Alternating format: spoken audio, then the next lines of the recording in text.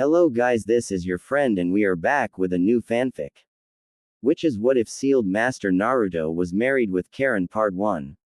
And if you enjoy this fanfic then please press the like button and subscribe to my channel for more fanfic like this. And now let's start the fanfic. Hiruzen stopped by the door at Naruto's apartment. He placed the plastics he held down and knocked. Not twice but 5 times. There was no response. He was certain though, that Naruto was somewhere inside the building. He opened the door and walked in. It was always unlocked. There was a sign of danger painted at the door. Someone had put it there. Naruto never bothered to remove it, neither did he. But at least no one would dare walk inside the place. So Naruto never locked it. Not a night. Not when he was running through the village. Not when he was in the forest of death. The place was cold, and eerily silent. Hiruzen shivered slightly. He should be used to this. But this was his ritual every time he came here. He'd brought in a TV, just maybe to give it some life, but Naruto hardly used it. One day he would turn it on and leave it on a news channel. When he comes back, it is going to be on the same channel, remote still where he left it. He didn't bother saying anything anymore. The Sandame walked over to the small kitchen. The apartment wasn't the best. But it had everything. He had made sure of it. Still, this wouldn't mean much. Even if he bought a large fridge, with Naruto by himself, it would only have ramen inside. The damn villagers wouldn't sell him food. They wouldn't sell him anything. Since they couldn't touch him, they thought death by starvation was one way to go about. To some, it was just the fear of losing customers. Who wanted to buy in the same shop as the Kyuubi brat? Shaking his head, Hiruzen silently unloaded the grocery and packed it in the fridge and cupboards. He did this every month. Perhaps it was his punishment for the way things have gone. But if he didn't do it, Naruto wouldn't eat decent food. At least the blonde ate. He could cook. He had taught him how to cook. Once he was done, Hiruzen looked around. It was always tidy. Naruto was clean. He was a miserable lonely child, but at least he cleaned up his place. That was at least something good. But not something that made him smile. There were still many problems that didn't look like they were going to go away. And there wasn't much he could do about it. To feel so powerless to change things, Hiruzen had never been so frustrated and he was called the professor. He had learned every fire-based jutsu in the fire country. He had solved many puzzles, and yet, Naruto's life was one he could not solve. No matter what he said, the villagers would undo it with their glares and blatant whispers of contempt. Minato would be so disappointed. He walked over to Naruto's bedroom. It was a one-bedroom apartment. There was no sense of life. The door wasn't fully closed. Slowly, he opened it. It made a creeping sound. He cursed. But when he walked in, there was Naruto sitting by the window. A small boy, no more than 5 years 11 months old. His knee was raised, his other leg inside with his back leaning against the window frame. His eyes were cast outside. He had been here all this time. Just silent. Just never reacting. When did it start? How did it even come to this point? Naruto had been happy. He had smiled and laughed. But these days, he rarely went outside. He spent most time sitting by the window, motionless, as if dead. It pained him. Naruto. Hiruzen forced a smile as he walked over the child. His tone was gentle. Naruto didn't react until he stopped by the window. Hiruzen touched the blonde on the shoulder. He almost startled him. Lost in thought, Naruto faced the third for a moment. There wasn't much on his face. He looked at the plastic on the third's hands. Clothes. He did need some of them. Once more, he looked outside the window.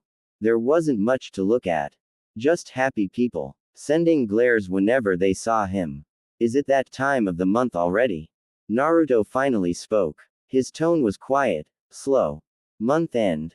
The time for an allowance, new food. And to open the tin he hid his savings. The Sandame gave him more than enough. It was a pity he couldn't spend it all even if he wanted. Most shops had a sign that said we don't sell to demons. Hiruzen nodded. I brought you something. Naruto had to turn around to look at the sandaime. His tone had been filled with excitement.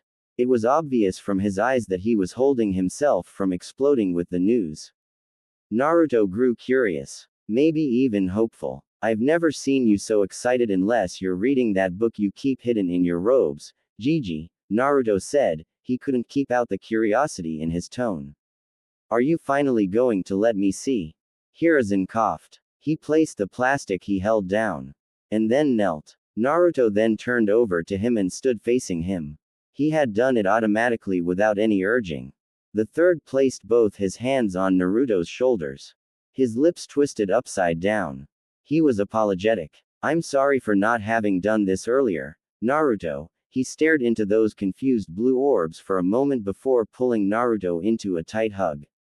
I am sorry. Naruto stiffened sharply. He wasn't used to this. His personal space intruded. When the sandaime didn't let go, his hands slowly moved and he wrapped them around the old man. Warmth. It was a beautiful feeling. He pulled tighter to get more of it. He buried face on the sandaime's shoulder, enjoying the warmth. It was at moments like this that something he couldn't explain occurred to his heart. His eyes usually water. But the feeling was good. He didn't always get it. But it was good. He couldn't explain it, but he didn't dislike it, even though it nearly brought him to tears. You're going to suffocate me, Naruto. I'm still an old man, the sandaime said with a chuckle before pulling away. Naruto smiled. Yes, he smiled. It was an embarrassed smile. Sorry, he murmured. Hiruzen was happy to see that smile. He cherished it for a moment. There was truly hope. Not all was lost. Yes, there was hope. Listen very carefully, Naruto. You are not going to tell anyone what I am going to tell you, and you will not show anyone what I am about to give you. He paused. Do you understand me? Naruto didn't have anyone he could tell. He had no friends. He didn't have family. He was alone in this world. Maybe he could tell the old man at the ramen stand, but that was that. Yet, he was confused. Why would the old man say he couldn't tell anyone when he had no one to tell? It wasn't by design of an obsession with solitude. He had tried. He has wasted so many hours and days chasing friends. Even if he made them for a couple of minutes, their mothers would come and drag them away. Don't play with him. Don't talk to him. They would say. It hurt him. It seriously wounded him. The last friends he had made tricked him. They saw he was too eager to make friends and then tricked him. They had sent him to the forest of death. He should have known with the danger signs on the fences. He should have known when they laughed with madness when he crawled under the fence, but he had been eager. The forest had nearly killed him. The sandaime hadn't been amused. He had told him what happened. He had explained things and then swore those boys would never become shinobi. And they never did. Naruto had stopped trying. He had stopped. He had seen the ugliness of people. It terrified him. And he didn't want to experience it again. Why? Do you trust me, Naruto? Naruto quickly nodded. Yes, he said firmly. Hiruzen smiled. It will do your life harm if you tell anyone. I can't risk that, Naruto. I cannot risk anything happening to you. There was the chance that people would make connections. No, they would make connections. He wasn't worried about the Yondaime's enemies. He was worried about the villagers. They could reject the truth and try to harm Naruto for claiming otherwise. It wouldn't be pretty. He took out a picture from his robes. It wasn't framed. He handed it over to Naruto, who grasped it with both his hands. He was trembling. That, Naruto, is a picture of your mother. She was carrying you when it was taken. Like I told you, she died during the Kyuubi rampage. Mother. His mother. Her hair was red. It was that crimson color. Dangerous color. He was blonde. Naruto didn't question it. For the first time in his cold, brutal life filled with loneliness and contempt, Naruto had a mother. He had a mother. He wasn't the spawn of a demon. He wasn't the Kyuubi. He was born of this woman. This beautiful woman. The picture. He held it against his raging heart and walked over to his bed. He sat down. He had a mother. Those words repeated 1,000 times inside his head. Until tears rolled over his eyes. He made sure he didn't water the picture. Naruto felt happy. He felt relieved. He felt as if something had closed in his heart. Hiruzen took out a shirt from the clothes he brought. He looked at the Uzumaki symbol for a moment before nodding his head. If it was going to bring Naruto happiness, then he would do it. He sat beside the blonde, but didn't say anything. Not until a couple of minutes passed. He didn't want to ruin the moment. Hell, and Anbu even came before him to tell him there was an urgent meeting with his advisors, but he brushed it off. It could wait. He had much more important matters to deal with. Her name was Kushina. Kushina Uzumaki. The same name as his. Uzumaki. Naruto stared at his mother.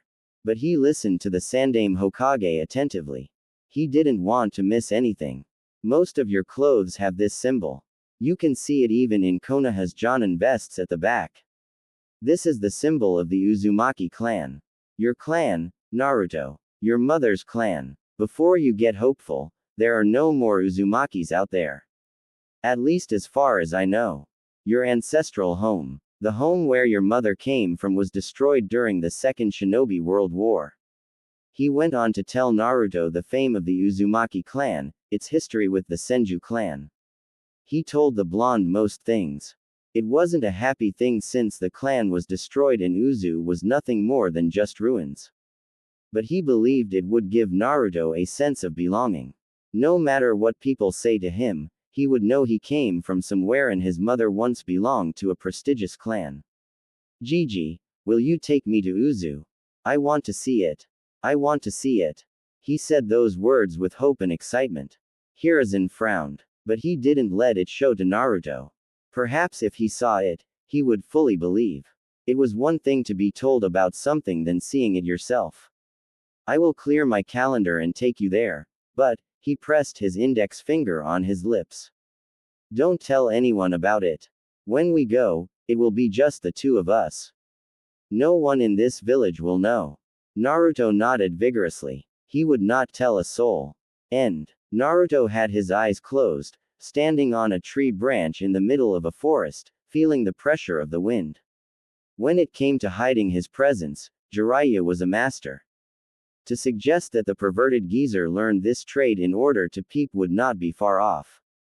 Jiraiya had perfected jutsus for his lustful desires. He could deprive himself of sleep trying to figure out the defenses of a hot spring that was locked away to hide from perverts such as him. He didn't open his eyes when the Sannin flashed on behind him, in midair. His right foot blasting the airwaves as it moved towards the back of his head. On his left hand, Naruto held a kunai before ducking under the fast-coming kick. The moment it went above him, his body twisted in blinding fashion while he leapt into the air, getting away from the tree branch. Jiraiya grinned as Naruto faced him. He could see the kunai on his left hand. Naruto was deadly precise with those. It was always coated with chakra. Without blinking, the blonde flung the kunai. The hand movements weren't extreme. It just seemed as if he was flicking it. But the speed in which it traveled was dangerously fast. The grin on his lips disappeared. The toad sage bent his body backwards, his head facing the heavens as the kunai blasted past him. He felt the wind brush his face as it went by. The kunai hit a tree, blasting past it.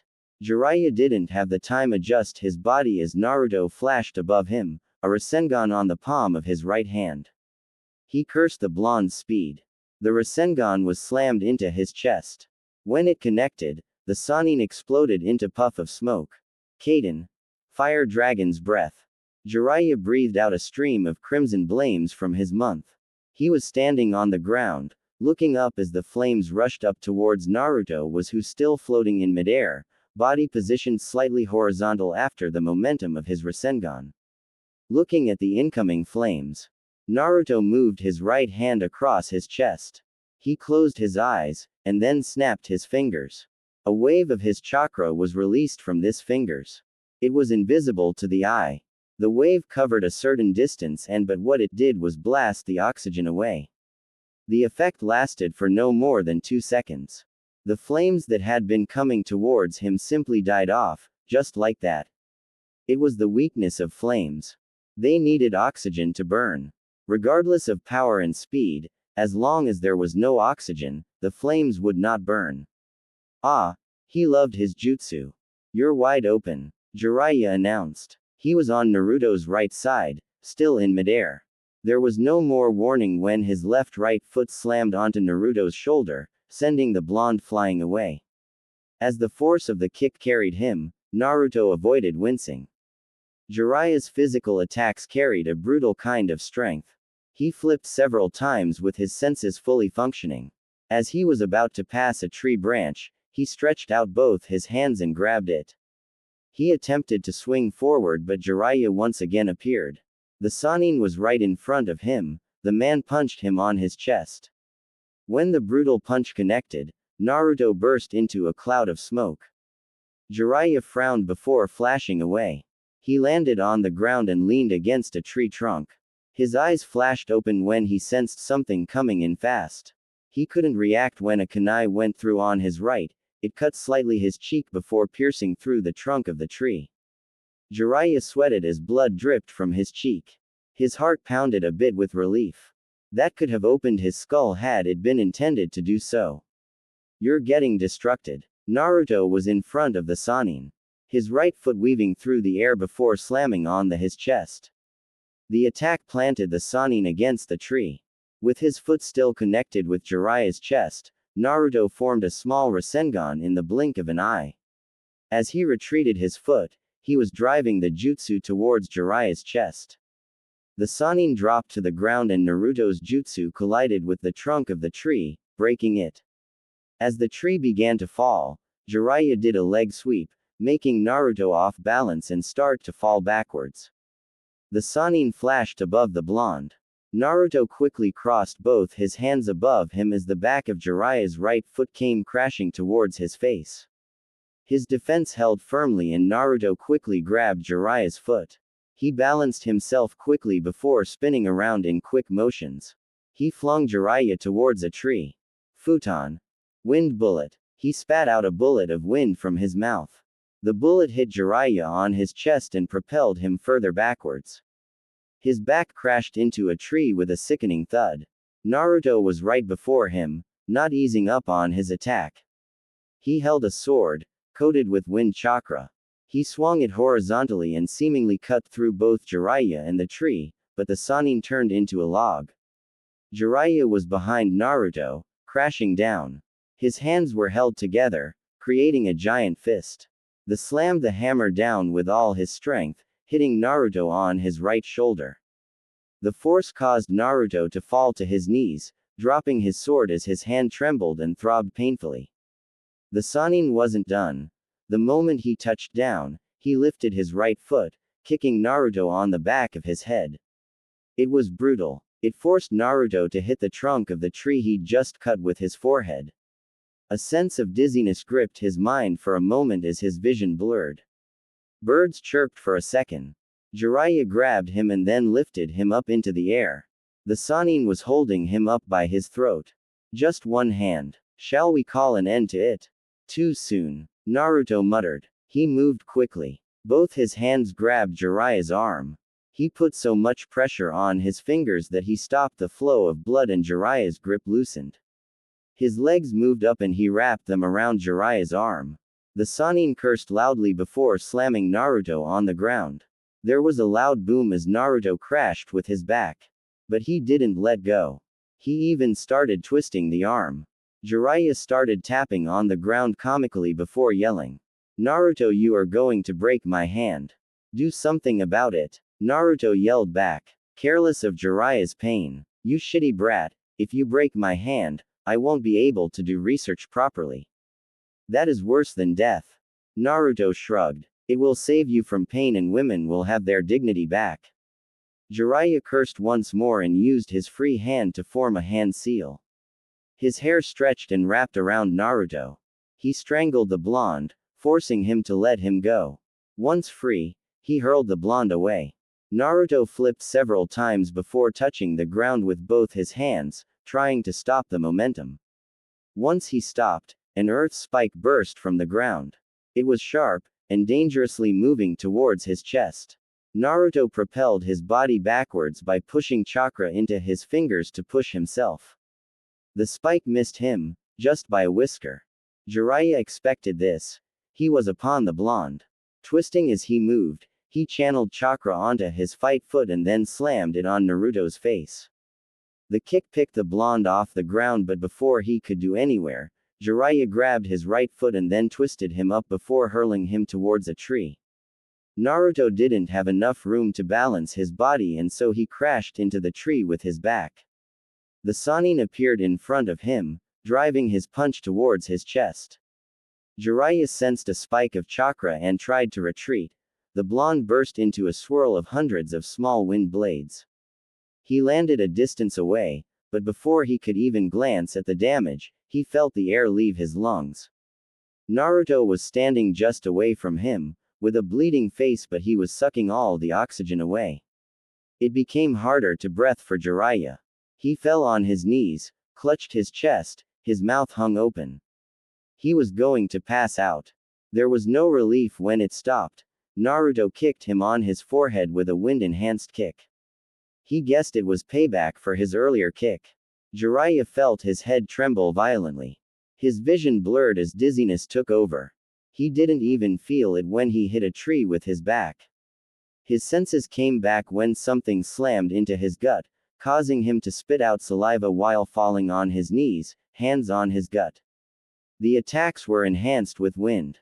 It wasn't like Tsunade, but they did the damage. Naruto fell down on his butt, his breathing labored. He wiped out the blood on his face and then fell on his back. He needed to rest. Once the pain was over, Jiraiya leaned against a tree trunk and looked at his hand. It was bleeding with several cuts. He applied his medical ninjutsu to stop the bleeding. The cuts were not deep, so they closed.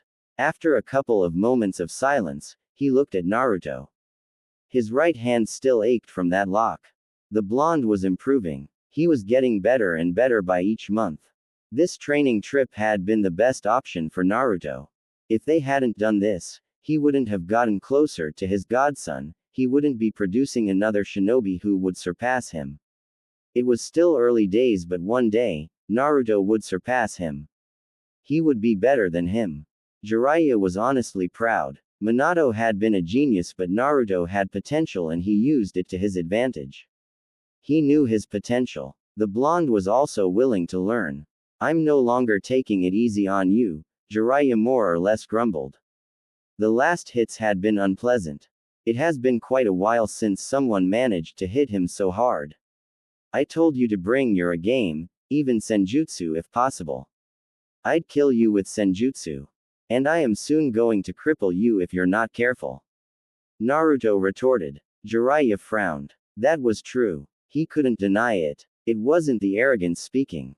It was a fact. Before their training ends, Naruto was most likely going to leave him bedridden for a couple of days. They did fight with the intention to kill. There was no friendly. You could break a leg. It was part of the training. Part of fighting experience. More than anyone, Jiraiya knew the experience was important for survival. Your reflexes are good and your speed has improved. But you need to stop leaving gaps between your attacks. Jiraiya lectured. You also leave yourself open each time you snap your fingers. It is only for a second. When fighting against normal shinobi, I can recover quickly. Don't take comfort in that. You will fight people even faster than me. If they are faster, they will attack on that lapse of concentration. If you cannot work around the problem, it is best you leave that jutsu for emergencies. I think that would be best, Naruto said before going silent for a moment. It requires maximum concentration and I must stop breathing monetarily. For you it might be seconds, but for me, it is like minutes. Well, we can't take away the fact that the jutsu is a work of genius. It basically makes the fire element useless against you, Jiraiya smiled. When are you going to broaden your arsenal? You can't be satisfied with just wind. That aside, wind is weak against some elements.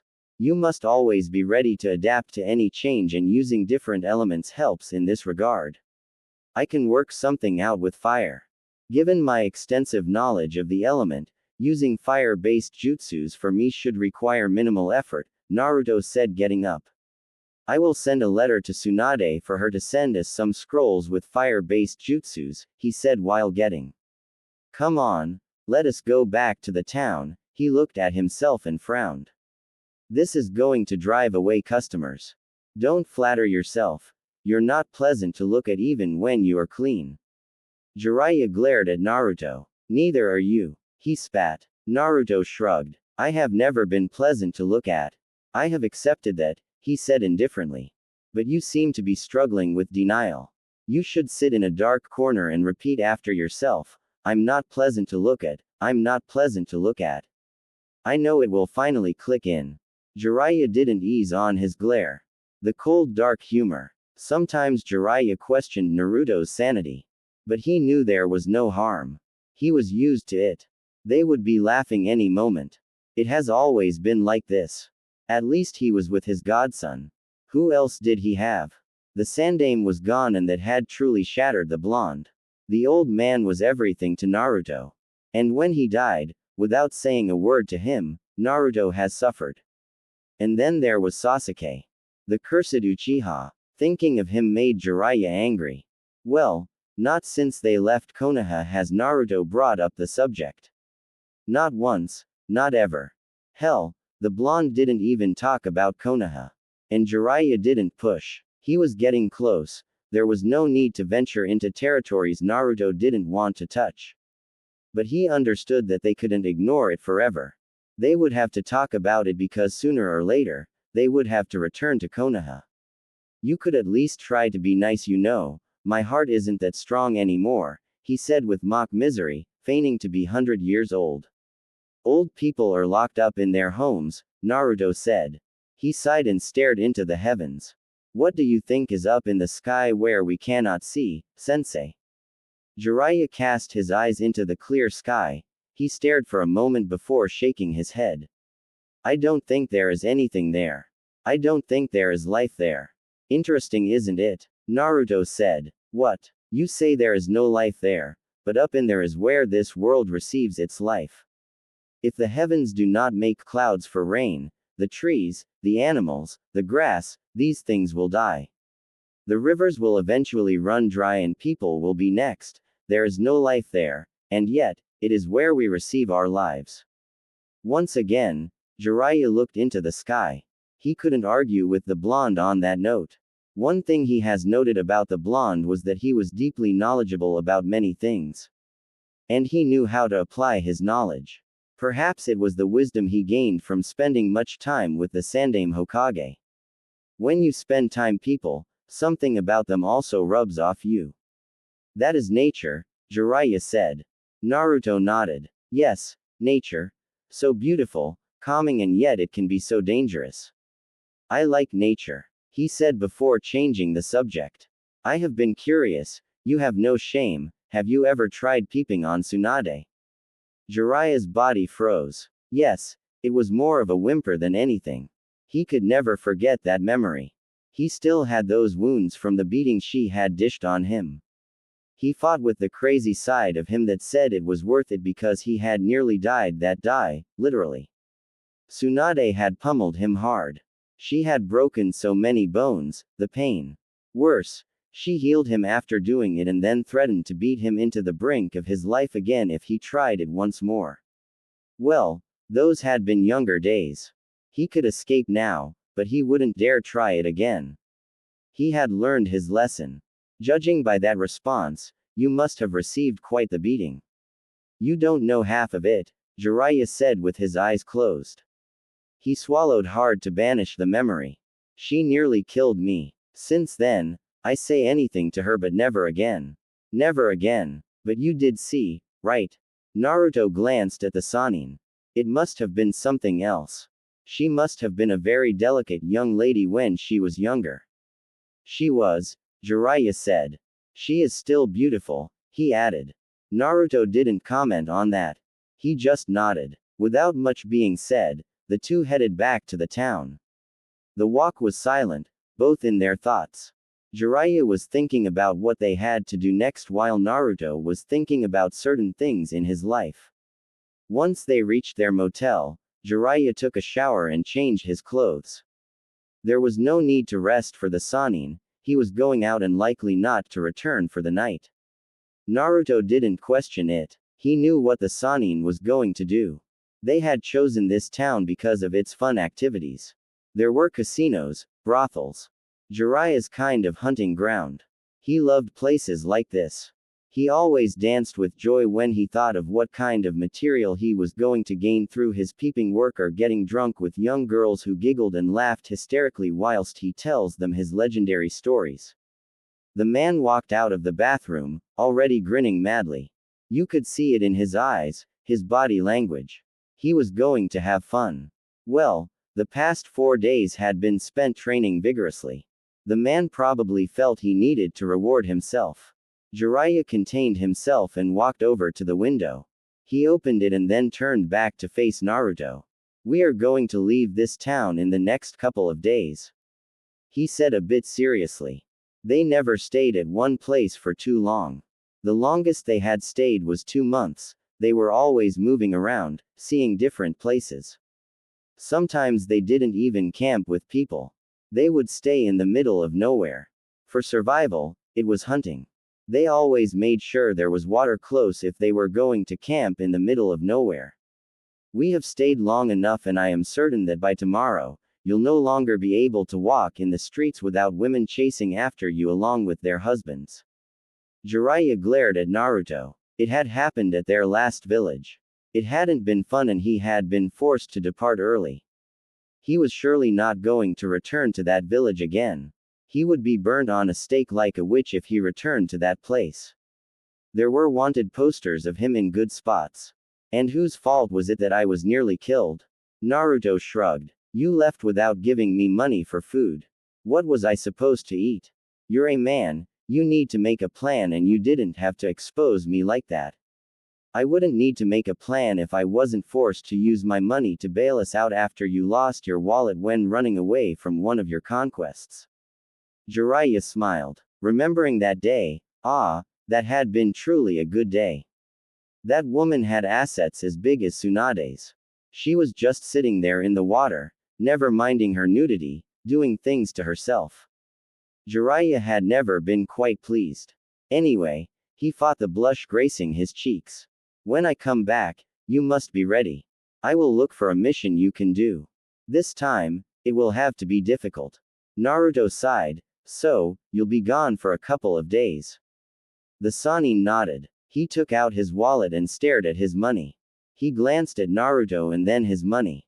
He frowned. If he didn't give enough, Naruto was going to hunt him down and ruin things for him. He counted a few bills and put them down. I put enough for food and some fun, he finished with a grin. With that, he jumped out of the window and was gone. Naruto shook his head and walked over to the window. He leaned against the window while sitting down, his right foot close to his chest with his left touching the floor inside. He rested his right hand on his knee and stared down at the streets. This was his comfort zone. How many days has he seen, sitting like this? He couldn't remember. They were too many to count. Almost all days he had a window, he performed this ritual. The streets filled with people. Mothers walking with their daughters, boys chasing each other, drunkards, walking past with a stench that turned people away. He saw this scene almost every day. Yet he was never tired of seeing it. The past 16 years of his life have never been dull. There was always something happening. Had it not been for the old man, it would have been chaotic at best, but when he saw those mothers, he remembered his own mother, the woman who gave birth to him. Now he knew he had a father. The Sandaime had left it as his last revelation before he died, a painful experience that had been losing the one you loved, the one who saved your sanity. Jiraiya had come in, talked to Tsunade and he was taken out of the village after a couple of months of misery and solitude. For more than 2 years now, he has been running around the elemental nations with the Sannin. He has seen many things. Many people, the shamefulness of Jiraiya, and he had learned to drink. He had learned to speak to women. He was still young, but his body was growing fast. Then again, The old man had always ensured that he ate healthy. After an hour, a bird flew over to Naruto and landed on his right shoulder. He stood up and walked over to a small wooden table in the wide room and sat on a cushion. He took the scroll it carried and the bird flew over to the window. It stood there, as if standing watch. It always did that each time it came. Naruto opened the small scroll and channeled chakra through it. Another scroll appeared in a puff of smoke. It was another storage scroll. He channeled chakra on the seal and then 5 mountains of papers appeared in a puff of smoke. He blinked. Work. It always came for him wherever he was. For 5 hours straight, without a break or anything, Naruto worked through the papers. Once done, he sealed them in the scroll and snapped his fingers. The small bird flew over to the table. He wrapped the small paper on the container on its leg. Do you need something to eat? It nodded its head as if it could understand his words. Naruto smiled and stood up. He returned with a small cup of water and fresh bread. The bird ate and then drank. If you drank, I'd give you some sake as thank you. The bird seemed to shake its head as if to say, alcohol. No thank you. Naruto laughed. Safe journey, he said. The bird made a sound before flying away. The sun was already setting, it would be night soon. He couldn't sit here forever, he would lose his mind. Naruto went over to clean himself and then changed his clothes. Once done, he took a nap. By the time he woke up, it was dark outside. He pocketed the bills Jiraiya left him and put his hands on his pockets before walking out. He was already familiar with the town. He knew where to go, but it usually depended on where the wind was blowing. His mind wasn't focused on the road ahead, so he only blinked when he stopped at a bar. He could hear the music blasting from inside, voices of male and females. Miserable people having fun and happy people expressing their joy. To be human, to be alive. People came here. There was a guard at the entrance. It was to guard against children walking inside. The young ones had a rebellious streak about them. They liked the joys of the adults. The forbidden ecstasy always seemed to be too attracting to humans. Naruto just still 16, still underage, but he was a shinobi. Those rules didn't apply. When the large man saw his headband, he merely grunted and opened way for him. The insides were dimly lit. The noise was too much. But those who complained about it shouldn't be here in the first place. They should be at home sleeping or reading night stories to their kids. If you couldn't handle the pressure, just stay away from it, or so a certain lady had told him. Naruto went towards the bar. He didn't sit. He looked around and saw a free table by a corner. It was dark and you couldn't see clearly. It was his perfect place. He ordered 4 bottles. Once they came, he took 2 cups and walked over to his little corner.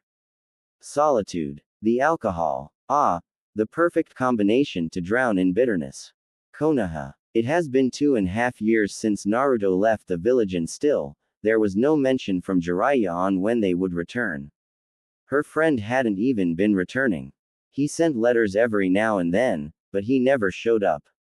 Even now, she was looking at his letter. She was going to write for him to show up before her. Tsunade missed them. She really did miss the two. They had brought her back to this village and now they were running around in the elemental nation without her, her old life. She hoped that Jiraiya wasn't teaching Naruto how to gamble. She had permitted them to go away because Naruto hadn't been the most happiest of people. He was miserable. The Sandame's death had affected him deeply and from what she had learned was that the old man had been the only person he talked to before he made a couple of friends at the academy. It hadn't been easy and that only happened in his last year. Jiraiya said he was fine. But she was a bit concerned. He was family in a way. He was the son of Kushina, someone who had been from her grandmother's clan and someone who was close to the old woman. She wasn't the one who was by Mito when she died, it had been Kushina, Naruto's mother. So, she did consider him family. Tsunade placed the letter on top of her desk and tapped her fingers. Something wrong, Tsunade-sama? Sakura asked quietly. The slug princess glanced at the Pinkett. She had grown. Well, she had trained her well. But she was still obsessed with Sasuke. That rotten child. He had been spoiled rotten. From what she knew, Tsunade didn't understand why the villagers adored him. She didn't see why girls liked him. He had a cold personality and he was rude. Did the girls really like him like that? If someone said they had been brainwashed, Tsunade wouldn't disagree. Sakura had been willing to throw a fit if someone said bad things about her beloved. The damned Uchiha. No, Tsunade said with a shake of her head. I'm just worried about Naruto. It has been 2.5 years now and from Jiraiya's letters, they are still training. He is even requesting scrolls to continue with Naruto's training, she explained with a frown. Naruto. Her teammate. The boy she'd been cruel to in their days. At some point, even Sasuke had yelled at her and told her that she didn't understand anything. She didn't know anything. Sakura had been hurt but she hadn't understood why Sasuke gave her that reaction. Now she did. She had been cruel to him. She never acted like a teammate.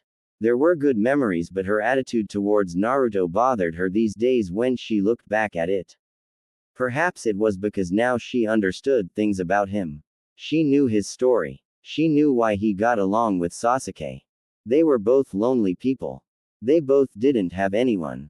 And she had mocked Naruto for not having parents.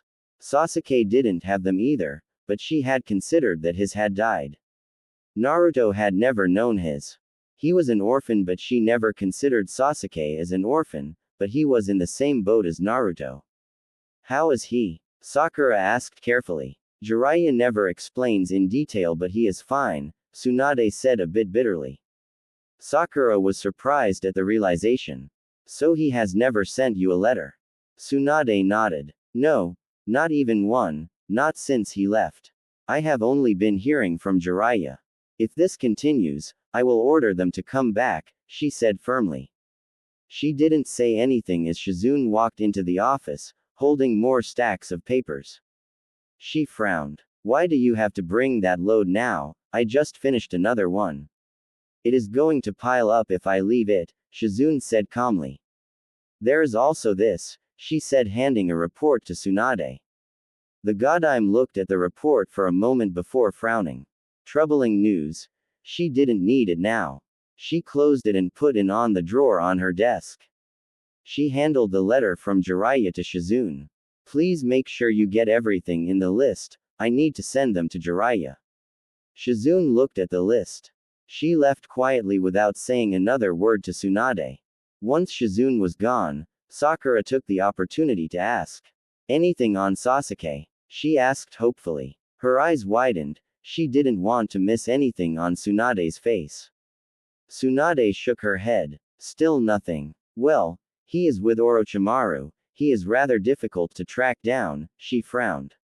But we must find him. The time is coming for Orochimaru to change bodies and if we don't act, he might take Sasuke's body. That will be over for the Uchiha. Sasuke-kun won't let that happen. Sakura said firmly. When Tsunade merely stared at her, she sunk down a bit and became nervous, and worried. Do you think he will? That is the only reason Orochimaru gave him the cursed seal, Tsunade said. That aside, Naruto did say Sasuke said he was going to sell his soul to the devil to get the power to kill his brother. If it means giving his body to Orochimaru to kill Itachi, then he might do it.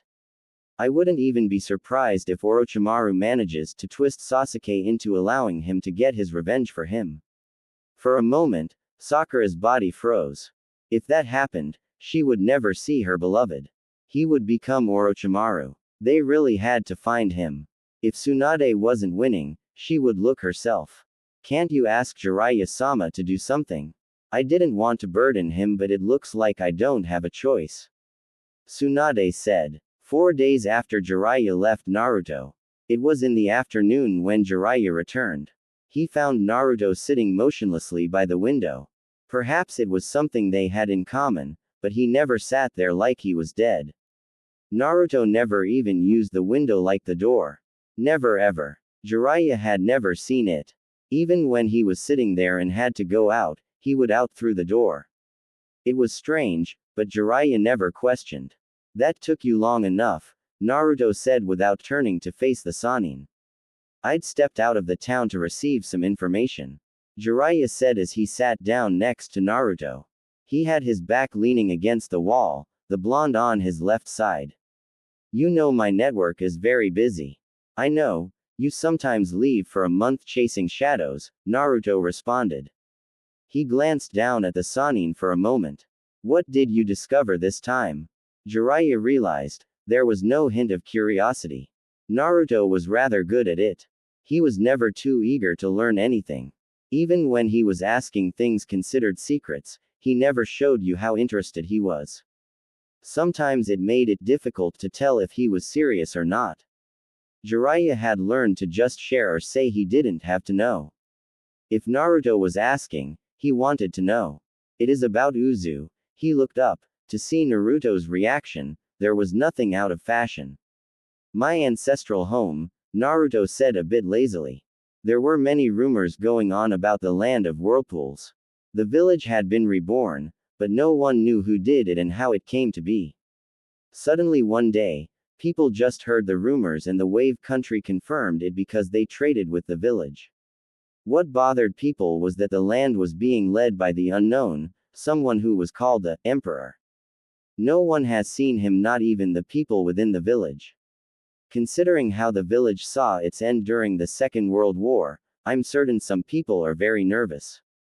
Naruto added, his blue eyes staring outside once more. Jiraiya nodded. The village had been destroyed.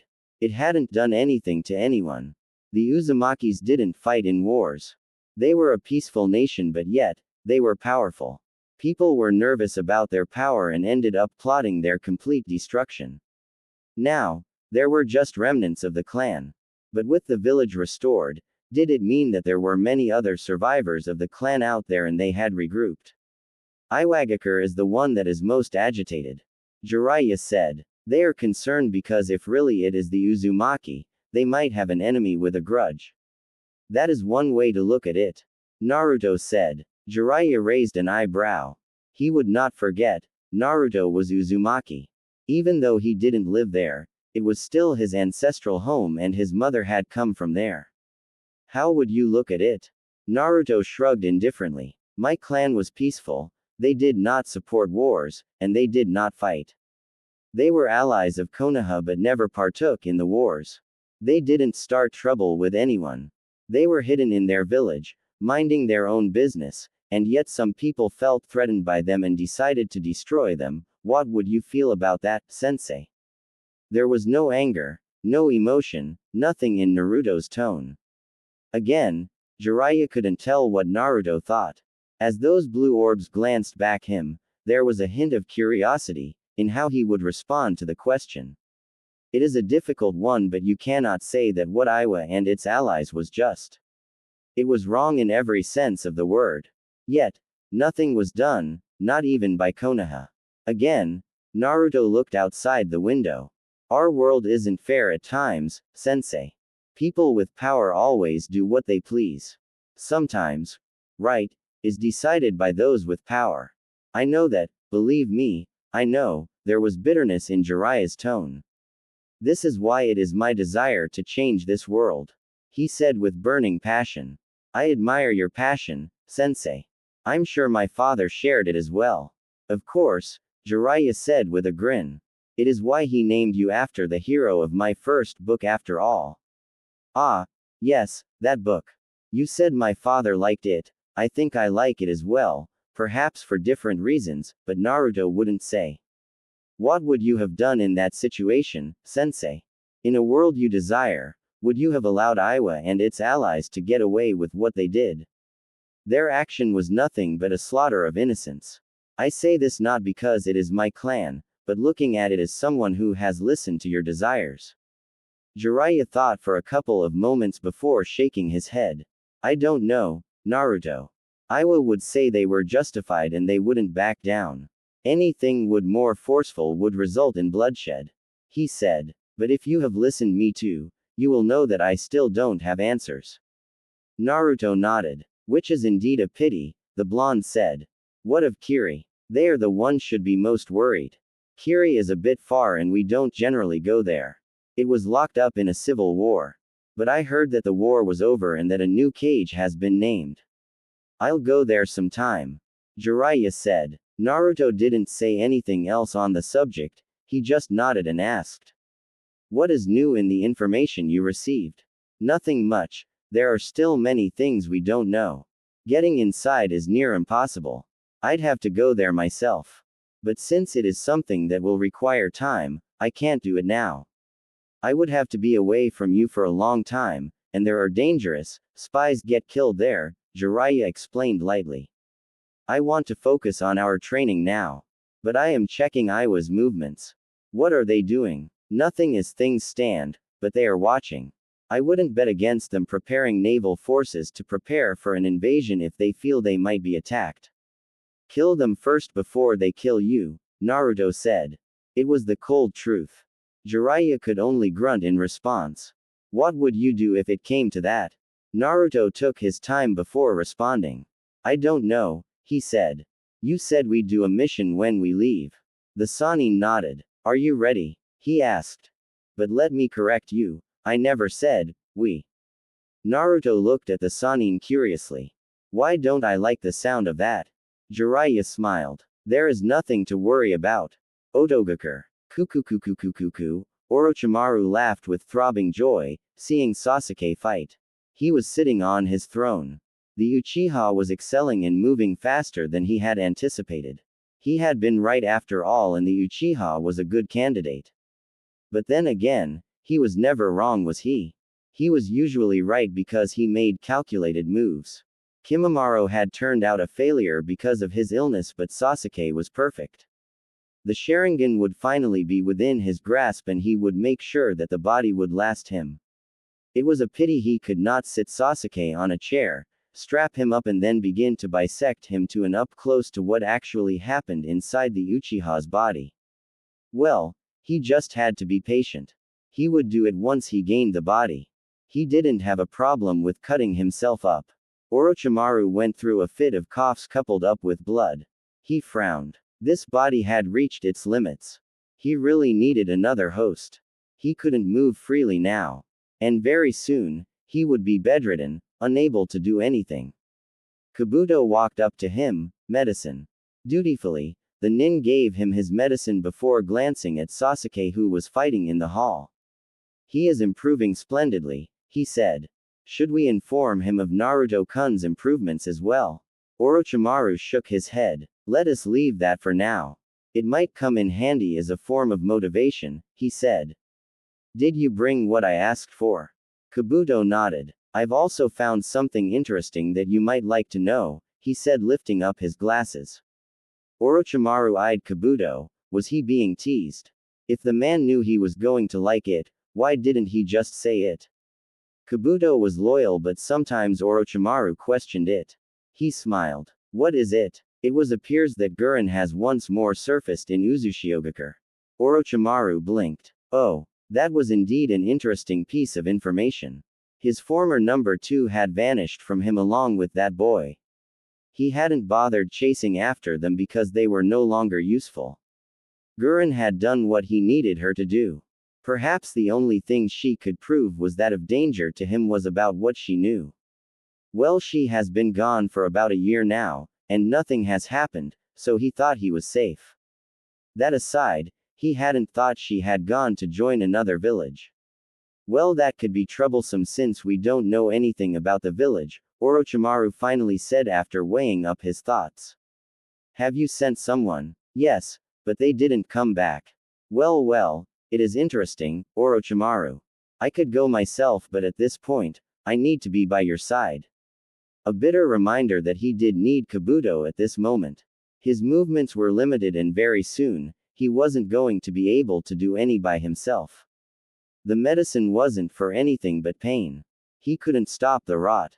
So long as his soul remained here, the body would continue to break apart and he would experience the pain. Why didn't Kabuto just leave him? He shook his head. He needn't think about such things. There is something I have prepared, but I'd rather not use it unless there is no other choice. I am not going to be like this forever anyway, but if Gurren was here, I'd take her body and continue to nurture Sasuke-kun until he is ripe for the taking, the Sannin said. Call him. Kabuto nodded and called Sasuke. The stoic-looking Uchiha walked up to the two, his fully matured Sharingan glaring at the pathetic-looking Sannin with so much coldness that it filled Orochimaru with joy. What? I have a mission for you. I'm finally leaving this cage, Sasuke said as he accepted a scroll from Kabuto. Everything is in there, Orochimaru said. It is merely a test of your strength. I want to see if you can succeed smoothly before changing tactics for your training. River Country. Naruto sitting under a tree in a meditative position with his eyes firmly fixed on Jiraiya. The Sannin was sitting there with him. Plans were drawn on the ground. Naruto had already surveyed everything while Jiraiya watched. The Sannin hadn't commented and said he would not comment. Even if Naruto was making a mistake in something, he would not say anything, not until the mission was over. The Sannin had said he had to make sure no innocent person died, and if it happened, he would have to live with it because that was what happened. The village close to them was being occupied by criminals, scums who were here for the loot. The village of Takumi has sent for help and they had to remove the scums. Naruto had to do everything by himself. There were 30 enemies, but they were mostly just bandits. 10 were shinobi but nothing strong that would cause him trouble. The danger here was that he had to make sure that they didn't kill the village people. If he made the wrong move, they would kill them and the mission would be a failure. The leaders of the group were all located in a small bar having a meeting. This was a perfect opportunity to strike, when all leaders were at one place. 7 were doing patrols around the village.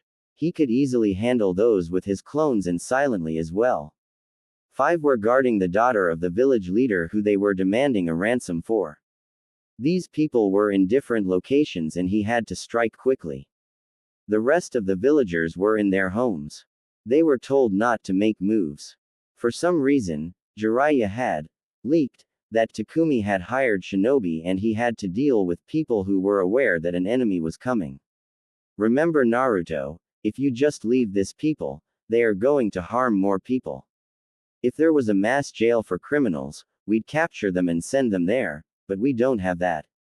Killing is part of the job. Don't make it feel natural for you. It's not natural. Life is precious, but as shinobi, we cannot avoid it. You don't always have to kill. You have to determine what is safer. Naruto had shed blood before.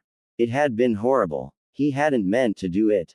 The man was a bandit and Naruto had put too much strength on his hands, he had ended up snapping his neck.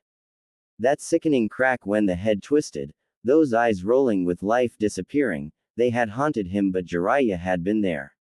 Jiraiya was taking him through this, just to prepare him, just to make sure that he would not freeze and risk the lives of innocent people locked up in their homes. At any moment now, these people were going to round up the villagers and use them as shields to deter shinobi from attacking. This was why Naruto had to move now. I know, sensei. Naruto said. Wish me luck. Just use your head. This isn't a battle that can be won because of physical prowess. You might have the power and still lose. Just know that you sometimes have to put aside all that power and use a kunai to get the job done. Naruto nodded. He stood up. 2 minutes. He said. A minute is more than enough for you. Jiraiya said. You have your shadow clones to help you. Since the enemy is weak, that is more than enough. But 2 minutes it is. Naruto stood up and jumped onto a tree. He would have preferred to just walk into the small village and crush the enemy, but he had to be subtle about things. There were not more than 15 houses here. It was a mining village. But the gold had run out. The bandits didn't know. Imagine their disappointment when they found out. Kage Bunshin no Jutsu, Naruto created 7 clones to deal with the bandits standing guard. He created 11 more to guard the houses where people were locked. The 5 guarding the important girl were inside as with the leaders, so he could get rid of the others without them noticing. Once his clones dispelled after completing their duties, Naruto ran. His movements were as smooth as a gentle breeze. He didn't make a sound as he danced through the rooftops before suddenly landing behind a group of 4 bandits. Hey WH. He didn't allow them to say anything. He moved in the blink of an eye, jumping over the man. As he was doing so, 3 kunais were fling in 3 different directions. The kunais hit straight on the foreheads of their targets. They pierced through. He landed on the man's shoulders, and placed his hand over the man's mouth to stop him from screaming. The others dropped to the ground, before he hit the man on the back of his head, knocking him out cold. The villagers would deal with him. Naruto left a clone to tie him up before disappearing along with small gusts of wind. The house he appeared in was a double-story house. His target was upstairs with her 5 guards. There were 10 downstairs, drinking while placing guards. They were laughing merrily while the villagers cried in their houses. There was no hope for tomorrow. They were thinking, at any moment now, they would be killed. Cold-hearted humans. But he had seen it, hadn't he? The ugliness of people. He had experienced it too, so he could understand. Naruto went behind the house and walked through the wall. He peeked through the window. The girl looked fine. She was small, crawled up in a corner, trembling in fear, tears in her eyes. People were truly ugly, weren't they? A little girl, an innocent child, and you did that to her. He had been innocent too. A child, younger than she was, and ugly people had tormented him. He needed to get in silently, and time was ticking away. He held a single hand sign and used Shunshin to appear in the room. 5 kunais were in his hands. He twisted speedily and threw them all, each hitting its target. The bandits didn't see a damn thing. They fell lifelessly on the floor. Naruto walked over to the girl and knelt down. He gave her a warm smile and whispered something to her ear. He noticed she tensed. She was afraid. He created a clone which picked her up and left by the window. Naruto stood up. He was done with this part. He took out a smoke bomb and went downstairs. He threw the ball on the round table the 10 were gathered around. It went off, quickly covering the room with smoke. Everything else occurred within seconds, and Naruto walked out safely with his hands inside his pockets. He could consider his mission done and dusted. He just had to interrupt a meeting, and with everyone else gone, he didn't have to worry about the safety of the civilians, but the clones would still keep watch of everything. Naruto had manners, unlike a certain pervert. So he actually knocked when he arrived at the door where the leaders of the bandits were gathered. He knocked gently a couple of times before a large man walked up. He dwarfed his frame by sizable proportions.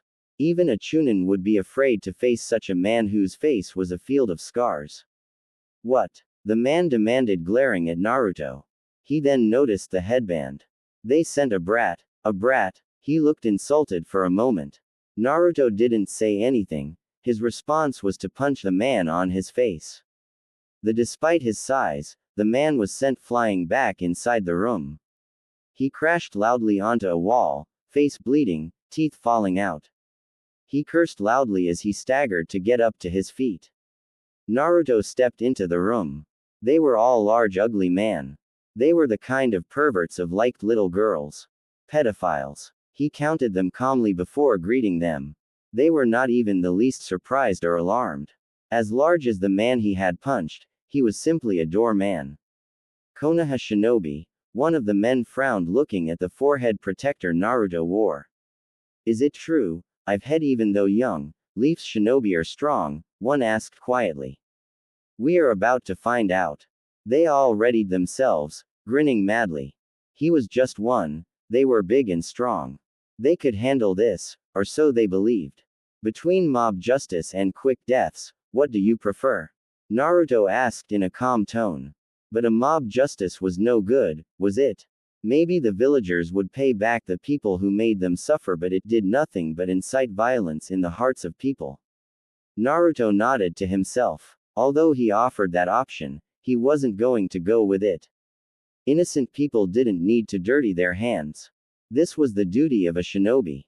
We pick neither option. The first one lunged towards him, attempting to plant the base of his foot on his face. Naruto sidestepped the large foot and raised his right hand, channeling chakra through it.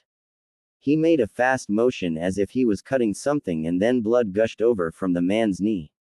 His leg was cut off from his knee. When the pain shot through, he cried painfully. Another yelled, swinging a right hook. Naruto caught the man on his arm, having avoided the punch. Chakra was channeled through his fingers and he pressed. There was a sickening crack or bones breaking. The man cried out in pain while gritting his teeth. When the last man hovered behind him, Naruto slammed his elbow on the man's chest, knocking on the wind of his lungs. He was a shinobi, and he had to finish this.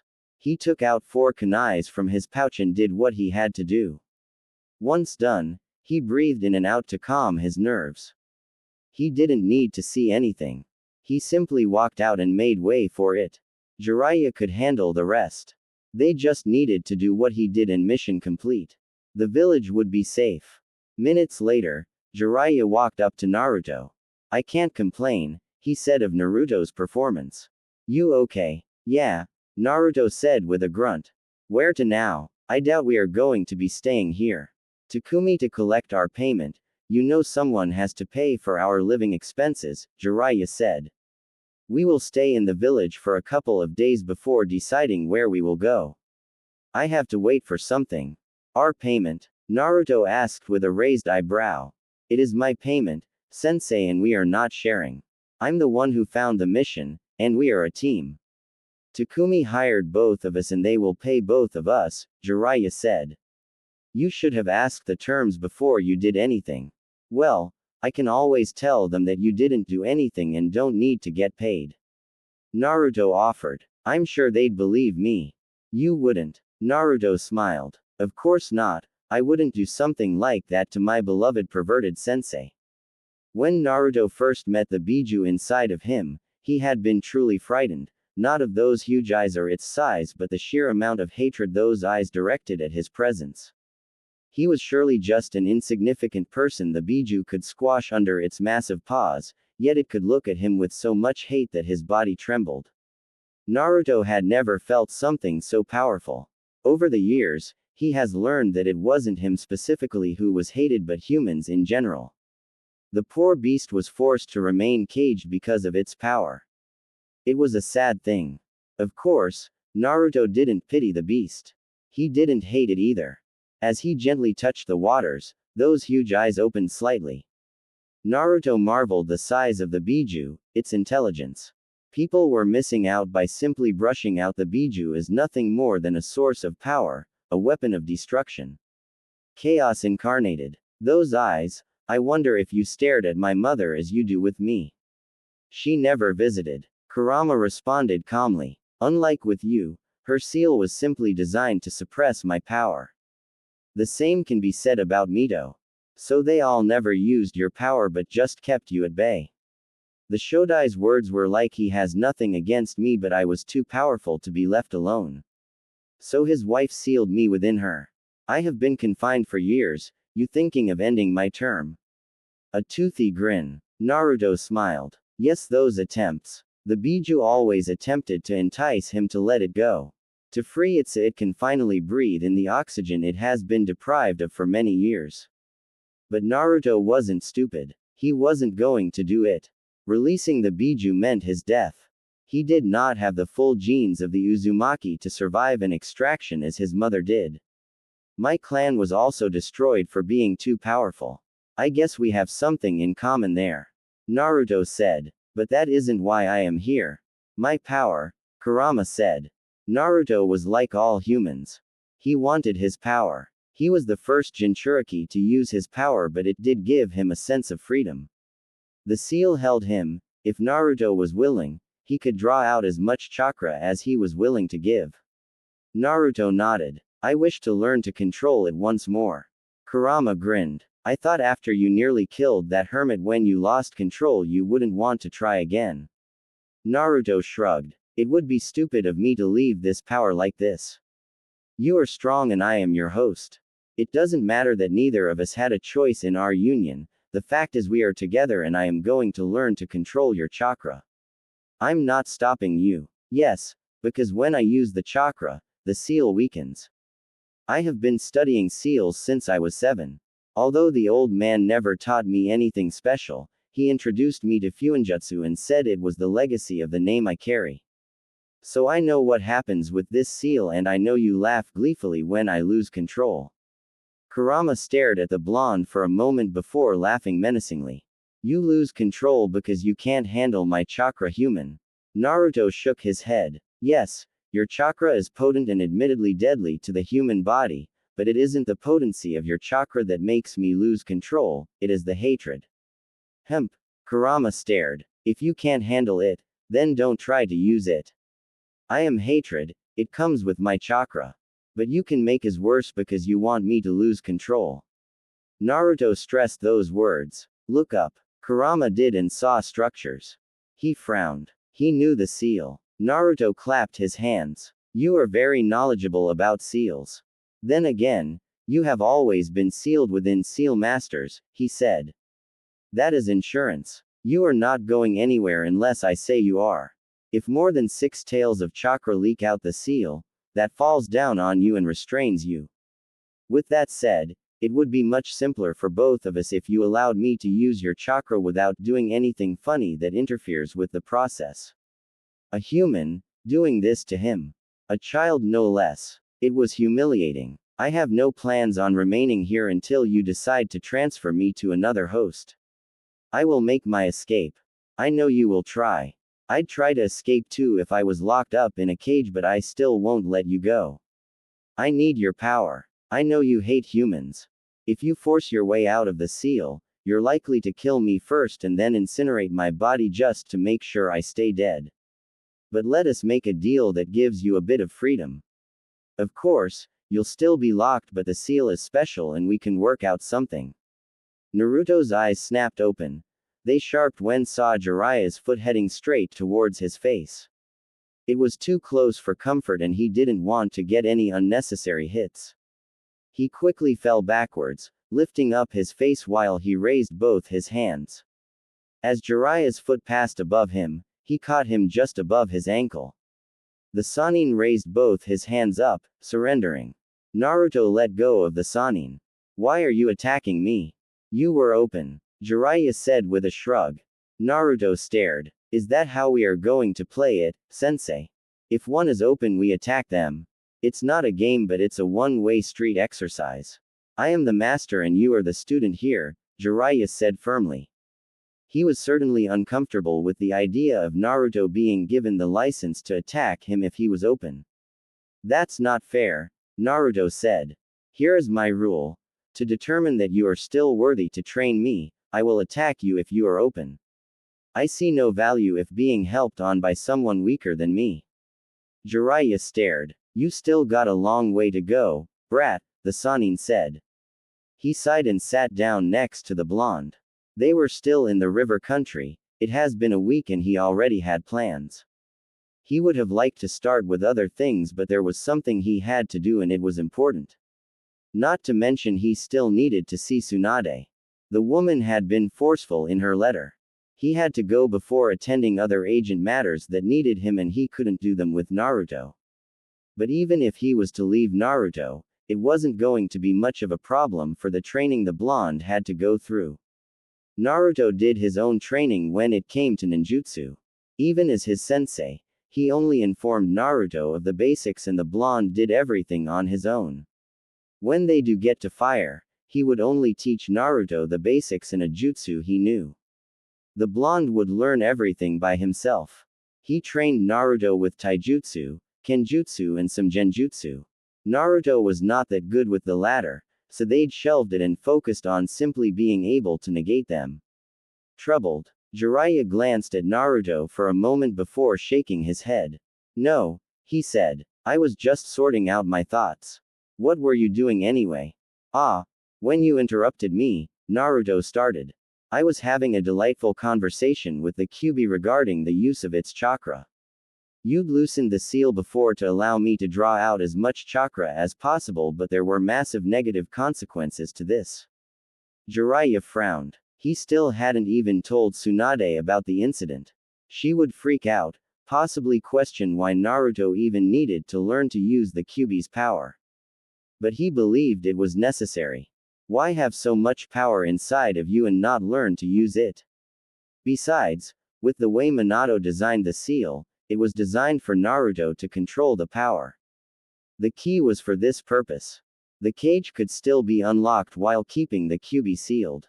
However, if Naruto was consumed by the power, the Kyuubi got free. Don't remind me about those consequences. The toads won't give me the key again after that incident, the Sannin grumbled. They'd questioned his decision. Well, he had been close to dying and releasing the Kyuubi at that time. If he had died, the Kyuubi would have escaped. Jiraiya laughed bitterly at the thought. It would have been a ridiculous end to his miserable life if his last deed was unleashing a hateful Biju into this world. It would surely leave a trail of destruction on its path, and who would be blamed for it? Most of all, Naruto would be gone. He would have ended Minato's legacy. Naruto shrugged at this. He didn't need the key at this point. He had already copied it and memorized it. Without seeing it, he wouldn't be able to recreate it because the lock was hidden and the seal itself was worthy of Uzumaki. For greatness, we must be willing to take risks, sensei. If everything came easy, things would be different. Naruto said. My conversation with the Biju centered on it allowing me to use its chakra freely. Of course, I can still use it freely, but when forced and taken in its raw nature, it leads to situations we'd both rather avoid. Jiraiya was silent for a couple of moments. Did it say yes? Of course not. The Biju wants to leave the cage, Naruto said with a shake of his head. Even so, I still want to learn to control its power. We are fine with at least 2 tails, but anything more than that, it becomes a problem. I'm okay with that, but you must understand that power alone doesn't determine things, Naruto. You can control the power of the Kyuubi and still be unable to do anything. Naruto smiled. Sensei, you should know there is such a thing as soft power. Believe me, I know and understand it. Orochimaru doesn't use his physical prowess to entice his mad followers, he speaks to them, a language they can understand. That is politics. But the power of words cannot be underestimated. You can change things with words. You can influence how people look at things with your words. But as shinobi, there comes a time when words cannot save your life or protect what you value. That is where this power comes into play, don't you think so, sensei? Jiraiya nodded. Sometimes Naruto spoke volumes. Sometimes he spoke like someone who was much older. But he was just a brat. And of course, these were just moments. That is correct. I see sensei taught you valuable lessons in life. It was necessary, Naruto said with his eyes closed. The villagers glared at me with contempt, they said things in whispers and it crushed me. There were no jutsus there and yet my life could have been destroyed. That is just one practical example of how words can change things. The bitter days that he hadn't seen much of, Jiraiya cursed his cowardice. Had he been a little courageous, he would have bothered trying with Naruto, but he did not. Even when he came, he watched from afar. His sensei had asked him, when are going to introduce yourself to Naruto? It didn't have to be anything related to his parents. The third was his beloved master. Naruto could have understood without too many questions. But he hadn't. He had said he couldn't do anything good. Sensei was really good to you, huh? There was sadness in his eyes. Naruto nodded. He was my family, he said and paused. A minute passed before he spoke again. When do we begin? Jiraiya gathered his thoughts for a moment. He gave Naruto a scroll and explained. This contains what you need in order to learn how to convert your chakra into fire before learning to use fire-based jutsus. Like what you did when you learned to bend wind. Naruto shook his head. He returned the scroll back to Sannin. I know how to that. Jiraiya blinked. When did you learn? You have never even tried using fire-based jutsus when sparring with me. You always use wind. About a year ago, Naruto said with a shrug. I have been putting focus on learning to use wind chakra and controlling the air around me. This requires maximum focus. I couldn't allow myself to be preoccupied with something else. More than a year and he never said a word. Not a damn word. But then again, given that shrug, it was apparent that he didn't take it as something serious. You still don't know any fire-based jutsus. I have a good memory. I most certainly remember the hand signs you have used for your jutsus. But I haven't tried it, yet. Again, a nonchalant shrug. Jiraiya understood why Naruto never said anything. He didn't want to start learning to use fire-based jutsus at that time. We can't start your training now. The one about the Kyuubi. Why? We have to go our separate ways, Jiraiya said. I have some things to do and will be traveling a lot. You have to go to Sunagakur and try to finish your wind training there. The environment is very conducive there. I will send you a message once we are done and we can talk about concluding things. Last time I checked we didn't have a good relationship with the Hidden Sand. Suna had invaded the Leaf and they had ended up fighting. He had fought and defeated Suna's Jinchuriki. Had Konoha had bad leaders, it would have certainly marched to decimate the sand. But good leaders avoided such bloodshed and were working on something else. That has been resolved, Jiraiya said. Tsunade soothed things out, but there are still some people who are wary. They did betray us, they can do it again. At least some people are thinking that. Naruto looked thoughtful for a moment. Then I must confirm how things are there before they take things to the next level. My training is nothing more than convenience. Jiraiya grinned. You're not a bad student, he said. Kakashi always spoke about reading underneath the underneath, Naruto said with a shake of his head. The desert is going to be unpleasant. If you get caught in a sandstorm. But it should be fine. You can always consider it a training trip.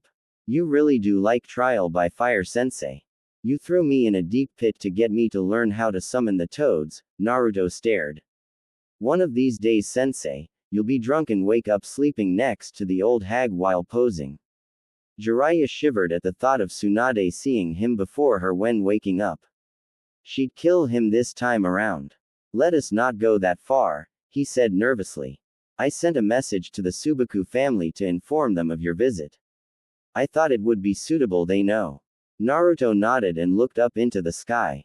I'll camp by the border tonight and enter the desert before the sun rises. He said. Don't try to learn using the Kyuubi's power there. We don't want you accidentally leveling Sunagakur to the ground. Jiraiya said. He could actually see that happening. The Kyuubi had enough firepower to do that. The only way he had managed to even survive was through suppressing the chakra. If not for Fuinjutsu, he would be dead, literally. We shall see. Naruto responded with a shrug of his shoulders. A day later. Hidden village in sand. Traveling documents. Those were essential. If you were going to walk through the gates of any hidden village, you needed them. It didn't matter if you were wearing a headband or just a civilian, you needed papers that showed who you were and where you come from. Security reasons. They didn't just want everyone and anyone entering their villages. Spies and dangerous criminals could walk through the gates if not watched, and that posed a serious risk to a village. Naruto looked up into the sky. This was his first visit in this village. He didn't know where to turn to. He didn't know anything. Perhaps this was why Jiraiya had contacted the Subaku family. Naruto didn't actually need them to get by. He could ask around. The wind around the village was pleasant though, a gentle breeze, a warm kiss of nature. It was unlike the desert. The wind was wild, untamed, a natural force of destruction. Certainly something that could destroy you. Listening to its whispers, how it caressed his skin, Naruto was tempted to dance right here and now with his bag hanging on his back. Someone hit him on the shoulder. That just ruined the mood. It felt like the wind suddenly disappeared on him. He looked at the man who had hit him, an apologetic smile. Naruto nodded and the man hurried somewhere. A minute later, 2 more people passed by him running.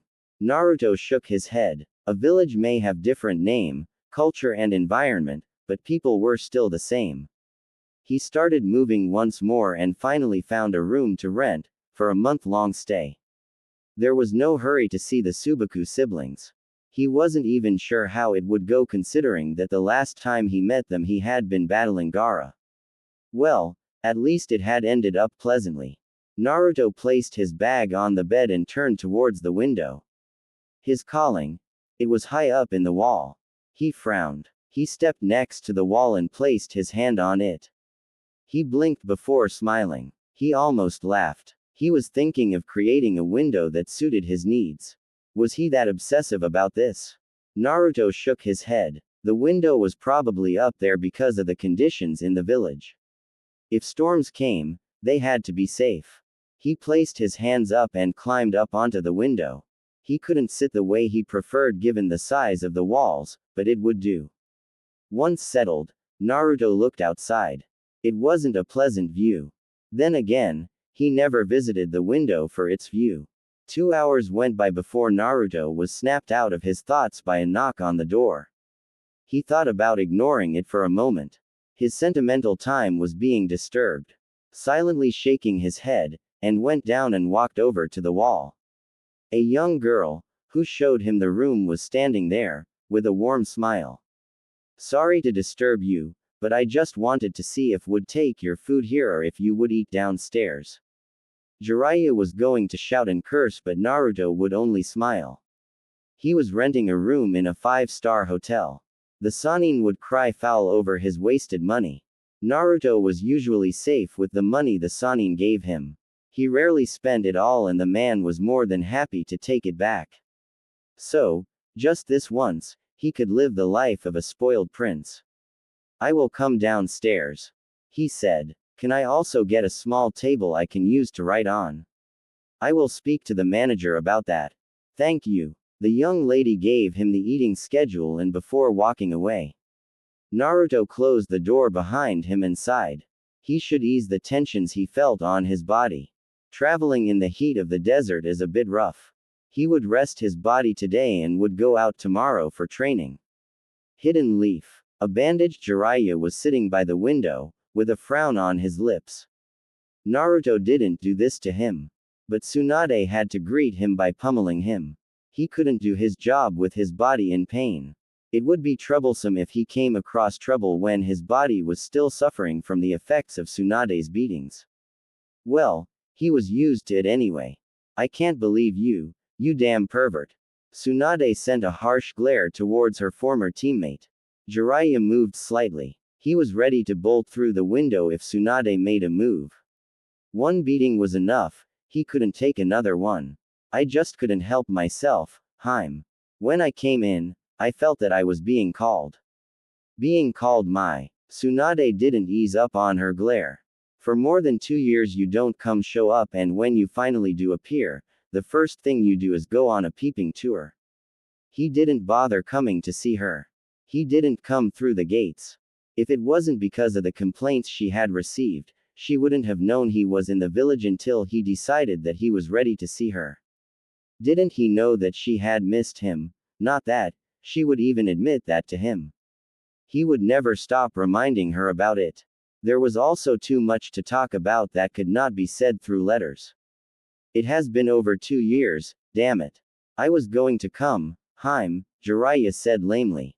But you didn't have to beat me like that and then tear my scripts. I'd been working on that for some time, he complained with a glare. Tsunade shrugged carelessly. I should be having someone remove all those images in your head, she said. Jiraiya wouldn't permit something like that. He would fight tooth and nail to avoid it. Naruto let him do his research peacefully as long as he took care of everything that the blonde needed. Sneaking in was a good idea though. He was already banned in most places. He just wished Tsunade wouldn't have her Anbu try to monitor him while in the village. They were not a problem, but it would just create an unnecessary problem for him. Anyway, Tsunade turned serious. What did Naruto say when you said you were going to come here? For a moment, Jiraiya thought of lying, but he chose not to do so. He wouldn't do that to Tsunade. Nothing, he said. Tsunade was silent for a few moments. At this point, it was getting dangerous, but she didn't want to get suspicious or cast doubts around Naruto. But he could not mope around forever. Or maybe he wasn't moping around but just had nothing to say. He hasn't had very good memories in Konoha. They certainly didn't give him anything. As far as she knew, the only good thing that had occurred for him in this village was when they cheered for him after he won his match at the Chunin exams. But that was the only thing. All other memories were bad, and the Sandame's former advisors seemed particularly worried about this. Then again, they dined with Danzo. There was always an ulterior motive. But they kept disturbing her about Naruto's return to the Leaf. She certainly didn't want him to spend more years in the wilderness. She was sure he would be here when needed, but the Leaf didn't need another Jiraiya. I was thinking that perhaps he would have said something, Tsunade said in a measured tone. He doesn't talk much about anything personal. We get along just fine and I think he is fine, but we do need to start talking about these issues. Then again, it seems that unless I bring up something we won't talk about it unless it has something to do with training. But he does talk when the subjects come up.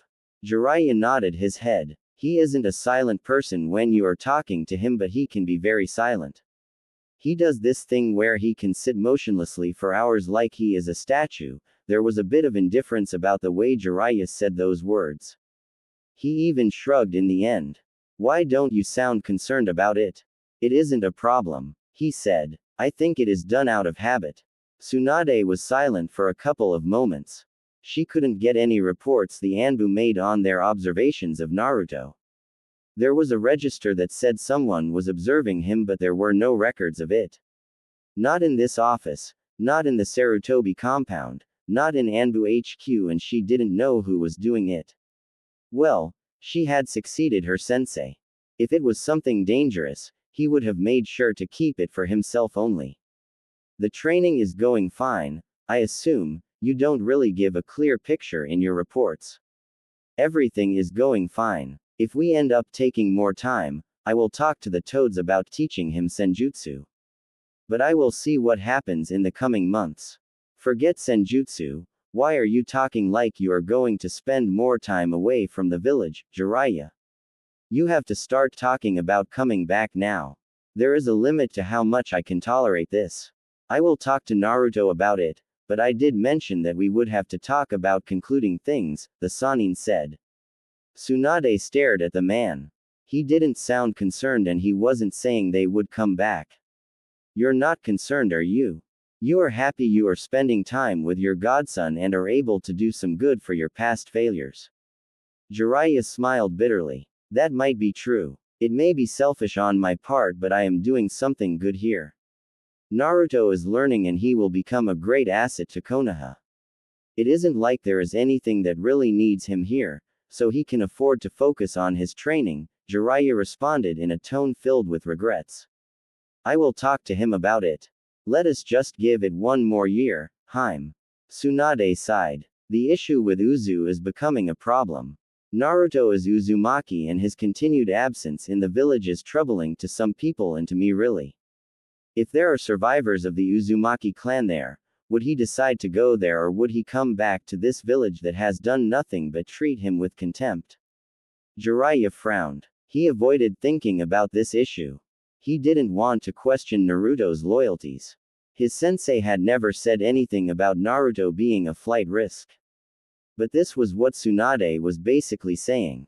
He could understand from her position. There was also the Kyuubi to think about. What are some people plotting? I don't know as yet, but they will eventually. She sighed tiredly. Who could have thought that the revival of one small village could unsettle things so much? Well, you could understand why it was destroyed in the first place. Our world depends on bijus to balance power, but they had the power of making possessing bijus worthless. The Uzumaki's sealing prowess was something that we can never see in this world. Jiraiya said, if they have come back, now you start questioning, are they going to come for us? A paranoid person like Danzo will also be thinking, will they also look at Konoha? Why would they turn to us if they have indeed revived? Konoha did nothing after Uzu was destroyed. Nothing. Mito was married to the first Hokage. We carry their symbol on our shinobi vests. Kushina was sent to this village for the sole purpose of becoming a Jinchuriki. And yet, when their village was destroyed, we did nothing. Tsunade frowned. That just raises a new problem. We will deal with it when it comes. But if we are looking at it in that way, they have a lot of enemies. She said. We still don't know anything, so best we wait. Have you been able to determine Naruto's standing in this?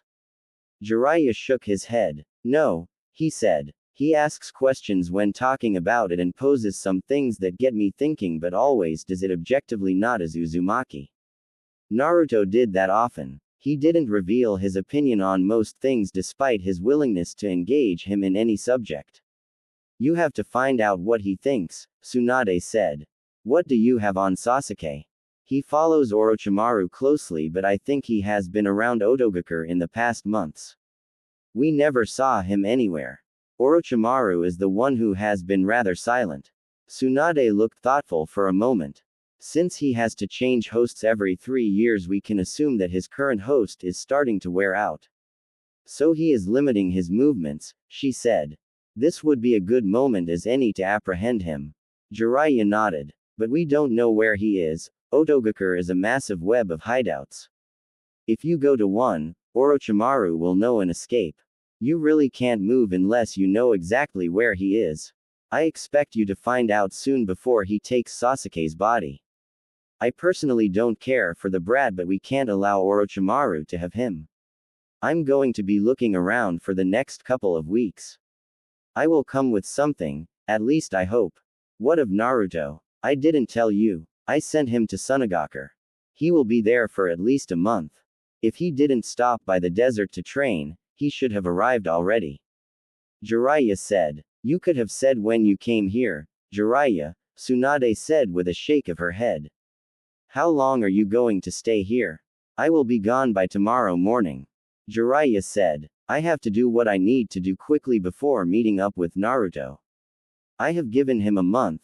It will be best if I don't keep him waiting by taking too long. Sunagakure. Naruto was in a training ground. It hadn't taken long for him to find it. The whispers of the wind were just too much for him to ignore. The wind just felt so natural, so gentle, so powerful. In the places he has been, he has had to use much of his chakra to generate wind jutsus, but here, you could control the wind itself.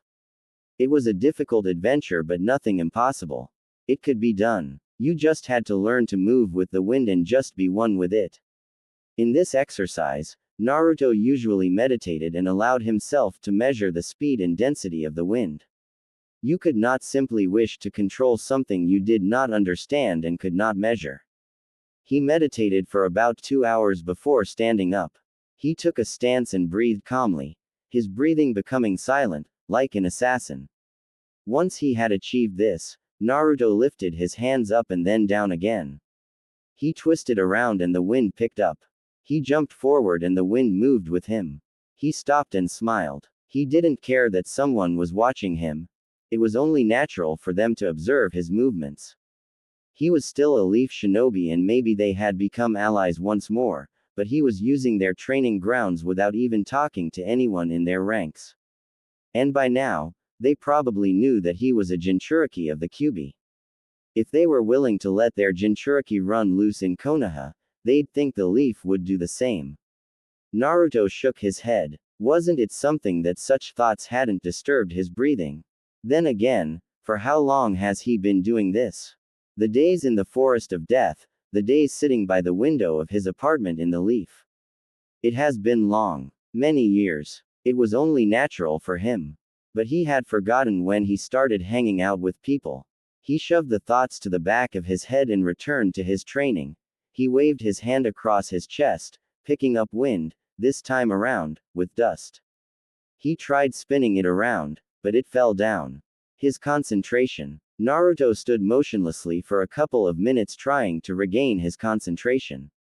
Once he was satisfied, he started moving. He waved both his hands, moving the gentle air around him.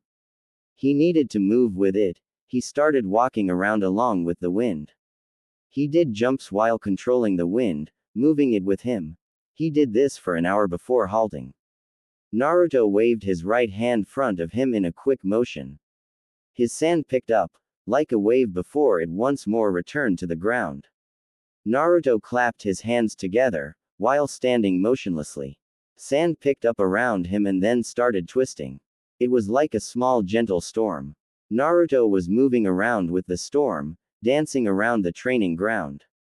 He stopped, with the dust returning to the ground, sweat on his forehead, breathing a bit labored. Tamari stared at the blonde she had seen in Konoha. At first he had been unimpressive, just another brat, but then he did something she never thought would happen. He defeated her brother, even though Gaara had even transformed. It was something she could never forget. He had sacrificed himself that day. He could have died. Gaara could have killed him, but he defeated Gaara and returned her brother to her. Now he was standing there, looking at her. He had grown, he still looked slim, his hair was long, reaching over his shoulders, and it looked like it was never cut because it was messy, but it could be because of the dance he was doing.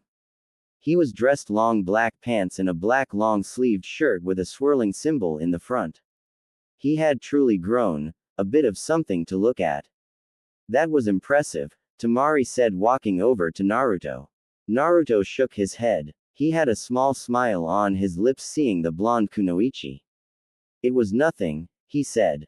Just requires a bit of concentration and energy. He paused. You don't have a problem if I sit down, do you? I am a little worn out. Then look. The exercise took out a lot from me. Tamari shook her head. She glanced at him with a curious eye as he settled down. On first look, it appeared that you were controlling the sand, but that isn't it. Naruto glanced up at the blonde. Subaku no Tamari. The eldest of the past Kage's children. As far as he was concerned, this village has yet to elect a Kage since Rasa was killed. This was the daughter of that man and a brother to the puppet user as well as Gaara. His memory of her was when she brutalized Tenten during the Chunin exams and looked irritated when Shikaku quit in their match. Oh yes, she did blush when she first saw Sasuke. What is so funny? Tamari more or less demanded. Naruto shook his head. Sorry, I was thinking about something. When we first met, you blushed when you saw my former teammate. Tamari sent the blonde a slight glare. She didn't want to be reminded of that moment. I thought he was good looking and impressive, but he was a rude person, she said with a frown.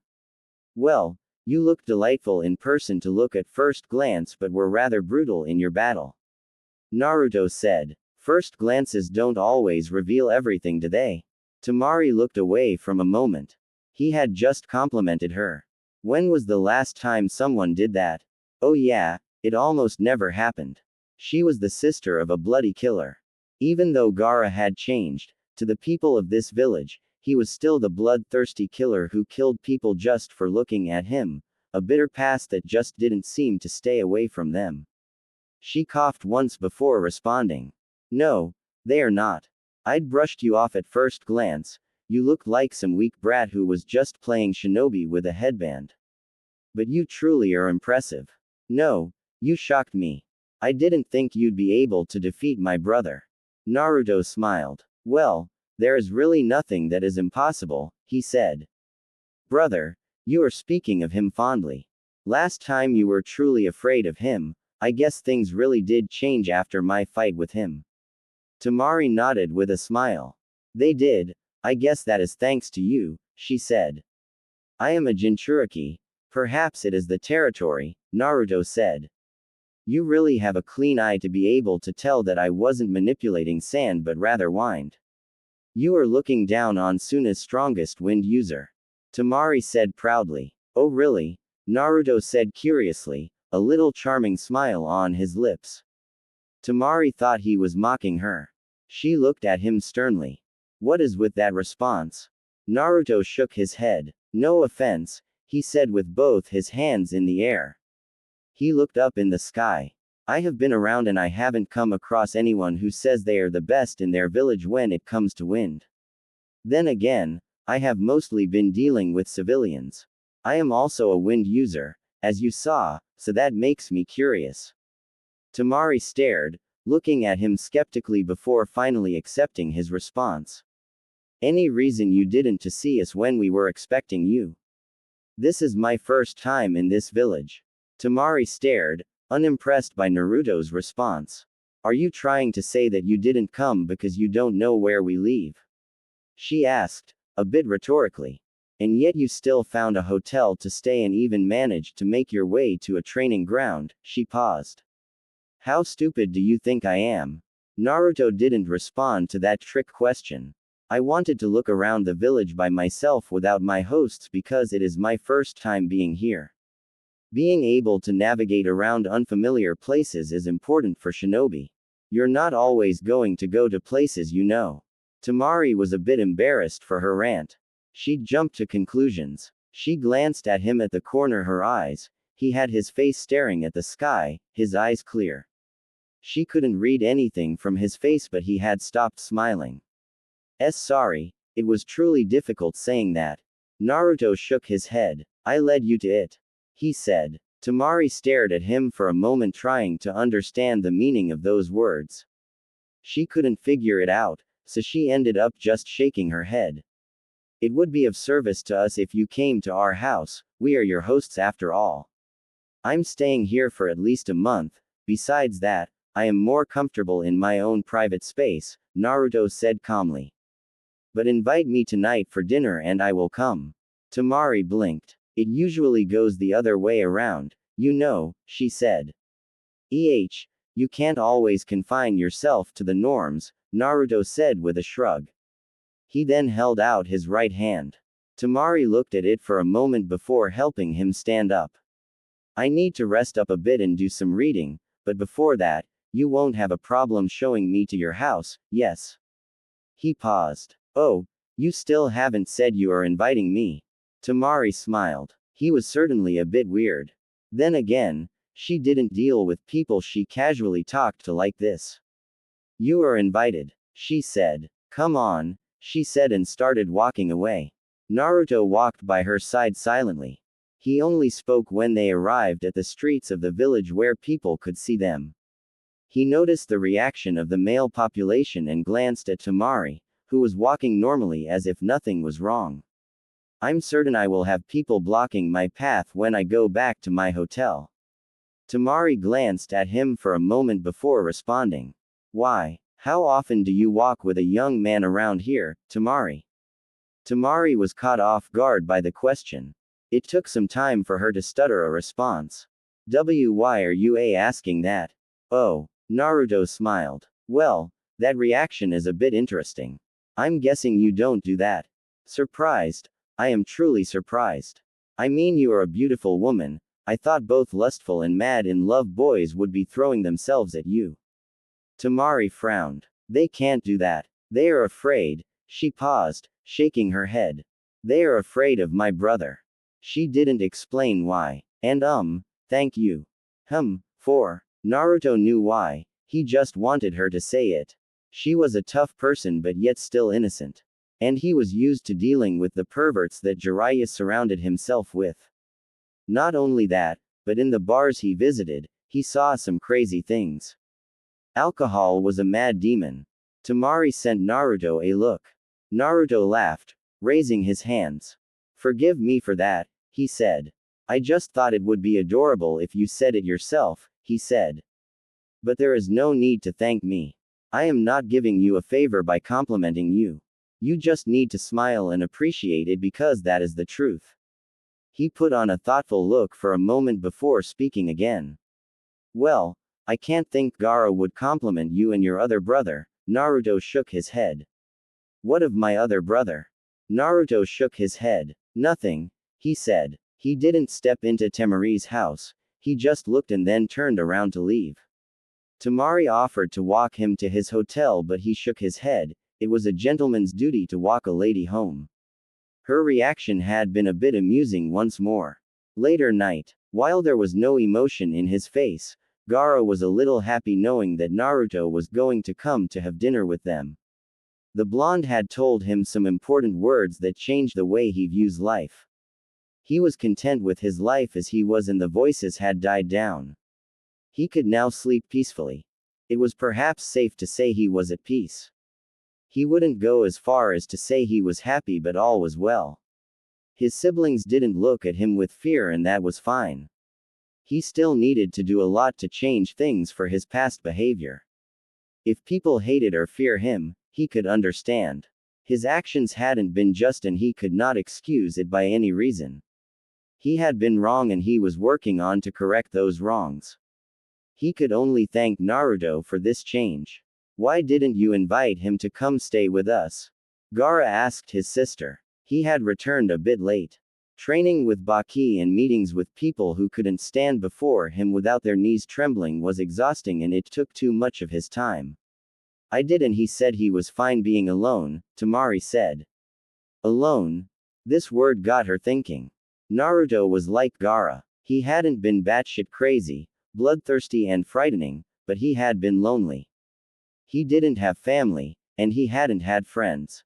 A miserable existence. The fate of Jinchurikis wasn't pleasant, and with what she saw with her own brother, she could understand. We do have enough room here, Gaara said. He couldn't understand why Naruto wouldn't want to come here. But if someone didn't want to do something, you didn't have to force them, lest you make them uncomfortable. Well, that is his decision, he said. Isn't it fine as things are? Kankuro said. The letter didn't say we had to give him a place to stay. That may be true, but we were asked to make him feel comfortable, and look out for him while in this village, Gaara said calmly.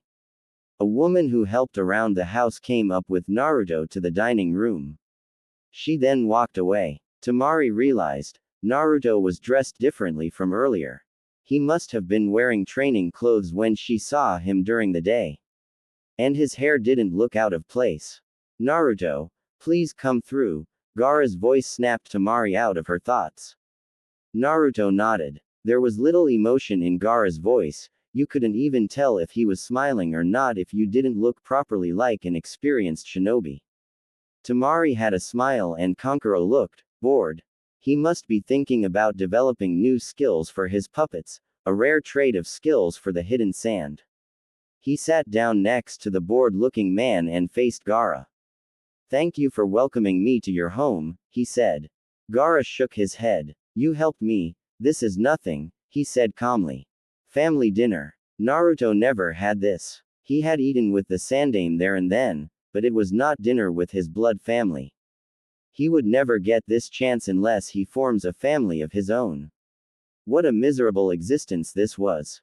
Although he had said Temari could invite him, he was suddenly feeling a bit out of place. He wasn't used to this. He rarely even ate with Jiraiya. He really had to stop putting himself into things when he would have difficulty carrying them out. But he still couldn't let his discomfort show. He had to play his part. He couldn't make this awkward. He tried, but he didn't speak much for the first couple of moments. He responded to questions until they finished eating and they moved to another room. How are things in Konoha anyway? Gaara asked quietly. Naruto shook his head. I actually haven't been in the Leaf in more than 2 years, he said. 3 siblings were surprised. The letter they received didn't say anything and neither had really gone to the Leaf since the invasion. It was a difficult time between the villages with negotiations between carried out over their actions in the invasion. But at least that was settled. Why? Naruto looked at Temari who'd asked. Training trip, he said with indifference. She was still surprised. You haven't been home for that long and you've been just training. What else have you been doing? You know, traveling around. The world is huge, there are many places to visit, that is why it is trip, Naruto explained lightly. I didn't think you'd need to train more, you were already strong even when you were a genin, Gaara said. Naruto shook his head. I did not defeat you because I was stronger than you. You cannot think that. I defeated you because you had a glaring weakness that I could expose. I still lost in the end, Gaara said. Everyone does have a weakness, some people just have a better way of handling it. Power isn't always determined by your physical strength. For the first time since he arrived here, Naruto smiled. Well, that is something I can agree on, he said. How are things around here? I never followed the negotiations between the Leaf and Suna. Then again, genins are not given that kind of information. Wait, Kankuro said. You're still a genin? He asked, surprised. Naruto nodded. I have been away from the Leaf over the past 2.5 years, so I haven't had time to participate in the Chunin exams. I can't imagine myself playing over that field though. I think I laughed at those who were repeat offenders. Tamari laughed at this. We are all Jonins, she said. But you are not too old to enter the exams. I do think you are much stronger to be ranked a genin. Naruto shrugged. I don't usually think about that. He looked thoughtful for a moment before speaking once more. Well, I do think it might pose a problem when taking missions. Genins get to do chores while those higher ranked missions their rank. I'm sure they won't give you chores, Gaara said. Things have been a bit difficult, but as you can see, we are managing. You are leaving out that they want to make you cage, Kankuro added in. It is nothing, Gaara said. Naruto smiled. That was something interesting, Gaara the Godime cage. In what world was he living in? There were certainly more suitable candidates, but he wasn't going to ask why. It wasn't his business. Still, it was good that a Jinchuriki with a past such as Gaara's was becoming a cage. He was truly going to become the youngest cage, and since he doesn't look like a bad person, things would go well with Konoha. Congratulations, Gaara, Naruto said. I think that is something special, regardless of the reasons. Certainly, they wouldn't put the Jinchuriki up as a figurehead. There had to be someone they could put in that position. Suna didn't even need to pretend to be strong, it was weak. Its failed invasion in Konoha and proved as much. Not yet, Gaara said. They are still considering it. This village hasn't had an official cage since the past cage. There has been someone who assumed the role of leader, but no cage. I still have to be appointed and do the job worthy of a cage to be congratulated. You'll do a great job, Gaara, Tamari said reassuringly. You've got us to back you up. Ah, family. Naruto lost his smile. He stayed with the Sand siblings for a little while longer. But once time had come for him to leave, he bid them farewell. It hadn't been a bad night. A bit uncomfortable, but he had soldiered through it. There were moments, but it had been quite lovely. Are you going to be using our training grounds often? Naruto nodded. This is also part of my training trip. He said. I'll come and fetch you tomorrow around 9 a.m. I will show you another training ground where you can train privately. If I feel like it, I might join you. You sounded a bit skeptical when I said I was the strongest wind user in Sooner. Naruto smiled. I wasn't, he said. But it would be lovely to have you join me, Tamari. You are another wind user after all. Gaara alone said he would walk Naruto. Kankuro wanted to follow, but he was told to stay behind and he obeyed very quickly. Then again, Gaara was someone who you listened to carefully when he spoke. They started out silently, but the walk was slow. I actually wanted to talk to you, Gaara started calmly. I have come to consider you as a friend. And I hope that we can be friends. It can happen, Naruto said. There was nothing stopping that from happening. It was either he said he didn't want to make friends or Gaara was just too much that he decided it wouldn't work out. There was nothing wrong with making friends either way. I thought so, Gaara said. I'm not actually being made cage because of my abilities. The village council just fears me and they want to keep me happy and in control by giving me this responsibility. They probably think I will wake up one day and destroy them. My change hasn't done to anything to lift the burden, it has made them even more suspicious since they can't tell what I am thinking. They are putting me here to say, we trust you and want you to lead us, but I know the truth. Even so, I will accept the job. They probably think I will fail, but I won't. I have done many things that I will probably never earn forgiveness for, but I still want to do something different. I want to correct what I did in the past. I cannot erase the past, but at least I want to protect the future. And for those who I never wronged, perhaps they will remember me for the good work I did. But even if they choose to remember my past, that is fine. Naruto was honestly surprised by those words. He was silent for a couple of moments as digested them. Forgiveness is truly difficult, especially when you have filled your heart with nothing but hate. But it only damages those who hate. I have never truly seen anyone who stepped out of the darkness to march in the light in the same way as you. People never truly want to accept that they were wrong and they are more willing to pretend that the past never happened. It's safer than apologizing. People want to be forgiven but not willing to do everything to be forgiven, and when they are not forgiven, they turn backwards. You are willing to walk your path even if people do not forgive you, even if people choose to remember you for the dark days. That is special. Naruto looked up to the heavens for a moment. You have taught me something important, and I will admire your courage and willingness to stand in the midst of those who hate you and still do good. That isn't something people are willing to do. A couple of weeks later. For how long has it been since he came to this village? Weeks, and there was still no word from Jiraiya. The Sannin had a way. Don't contact me, I will contact you. He didn't even have a way of contacting the Sannin except through the toads. But the time here hasn't been all disturbing.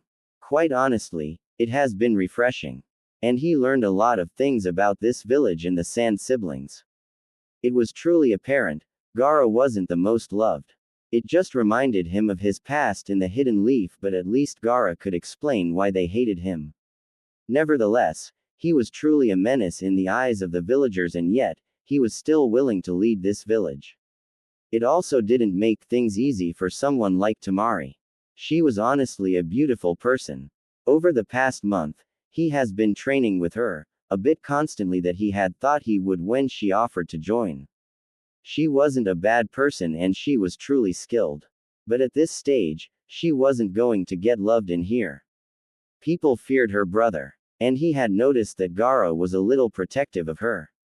If someone hurt his sister, the old Gaara was certainly going to come out and there would be a sand burial. Thinking of this, Naruto laughed. Someone is going to think you are crazy one day, you know, Tamari said with a raised eyebrow. Naruto shrugged a bit carelessly. People will always have an opinion about other people, Tamari. I have to come to learn that with being human, you think about what you see and you form an opinion of it. I generally don't care about what people think of me. The indifference, Tamari realized, it was something he had about a lot of things. He smiled and spoke well, but he was obviously indifferent to a lot of things. He had opinions, but it wasn't always personal. Even now, she really didn't know a lot of things about him personally. Just because he talked and talked didn't mean he opened the doors. No, perhaps the talking was a way to keep you busy. It was strange though, how do you spend so much time with someone and feel like you know them yet realize that you really don't know much about them? What did she know? Personal things. His views. She could never tell. He used but there was always a lack of emotion in it, a general lack of connection between what he was saying and himself. Was it purposeful perhaps? You're staring, Tamari. He was looking at her with those clear blue orbs. They were clear, almost pulling you inside, and yet, there was nothing inside. I was thinking, she said. Naruto was careful about these things, so he didn't ask what she was thinking. He could almost assume what she was thinking, but he wasn't sure. I would assume so. That was it. Tamari could never tell what Naruto was thinking. That was the issue. She had no idea what Gaara was thinking, but she felt that there was no disconnection between his words and thoughts. She had a nagging feeling that there was with Naruto, and it was very big. Are you here for a session or do you find something interesting in my body that you like? Naruto asked, smiling. I realize that I won't win beauty contests, but you certainly don't get eye burns from looking at me. Tamari smiled. Somehow, he still managed to be honest. Perhaps at times a bit extremely so, but she liked that about him. I brought my fan. Naruto suddenly leapt into the air. Futon. Great wind breakthrough. He released powerful gusts of winds to the unsuspecting Tamari. The powerful gust slammed into the blonde Jonin and sent her flying backwards. Tamari flipped several times before landing on a knee. When she looked up, Naruto was right in front of her. He kicked the ground and dust picked up, and into her face. Tamari quickly closed her eyes to avoid getting blinded. Naruto twisted around swiftly and kicked Tamari on her forehead, sending him flying backwards once more. He didn't attack her again. He stopped and watched, almost impatiently waiting for her to explode. What the hell was that for? Temari shouted, glaring at Naruto. I didn't say we could start. You just went on to attack me like that. What if someone thought you were really attacking me? Naruto shrugged a bit carelessly, almost on purpose. I was really attacking you, he responded. Temari responded, opening her fan. She swung it a bit violently.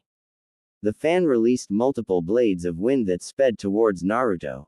He knew they could chop down a tree, the blades. It was that dangerous, and yet, Temari released such a jutsu. She was mad at him for his careless response and was enticing a response from him. Well, she was asking for it. He did hand seals. Violent sand storm. It was like a blow of wind. Sand picked up, twisting violently and in great speed. The jutsu didn't travel much.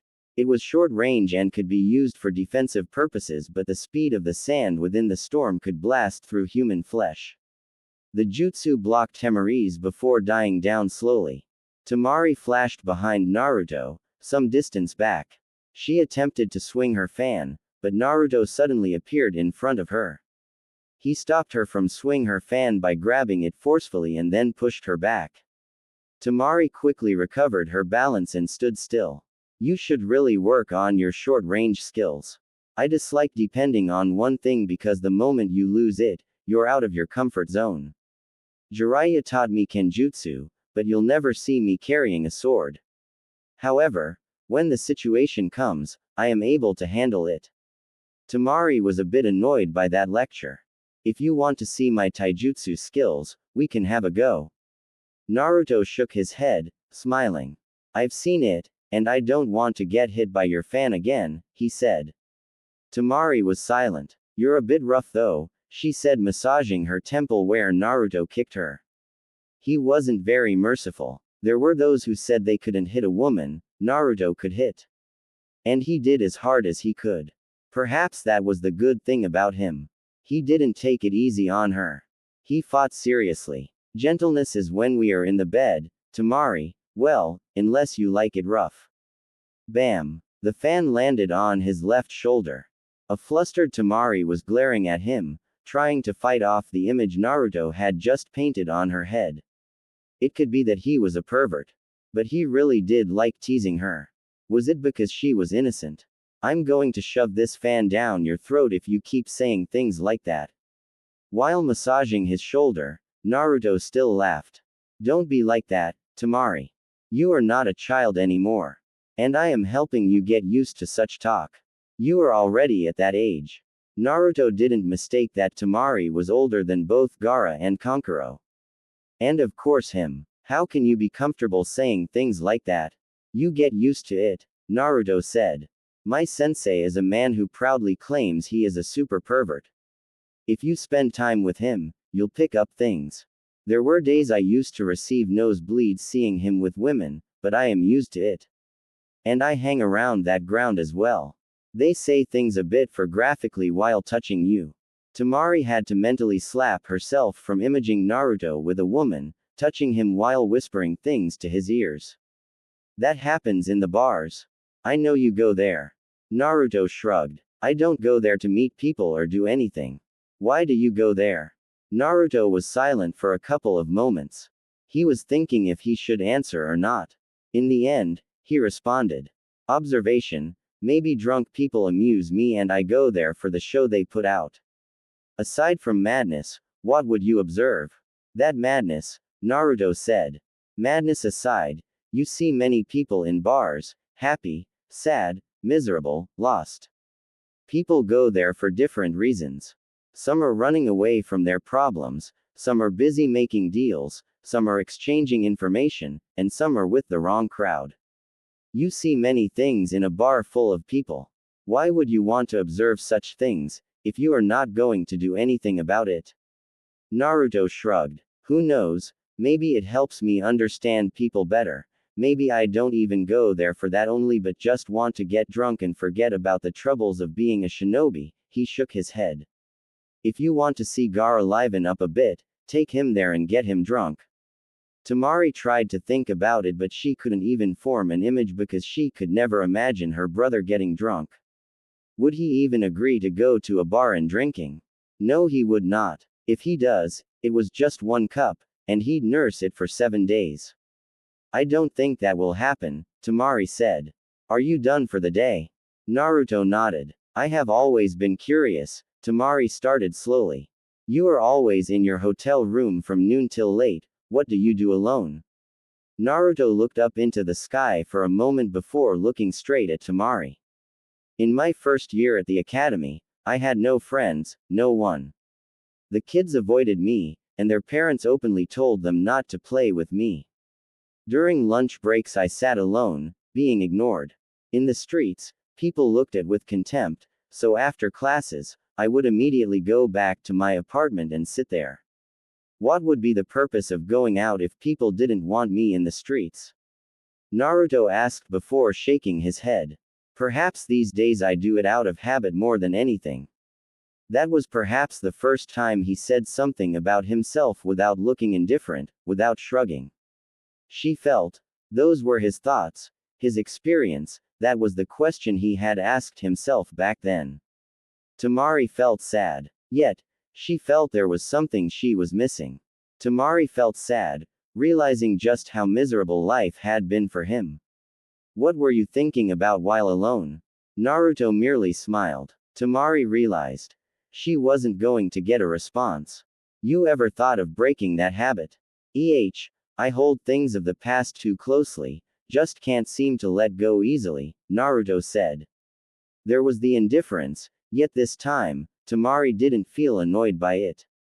It isn't that much of a habit, is it? Perhaps not, Naruto responded calmly.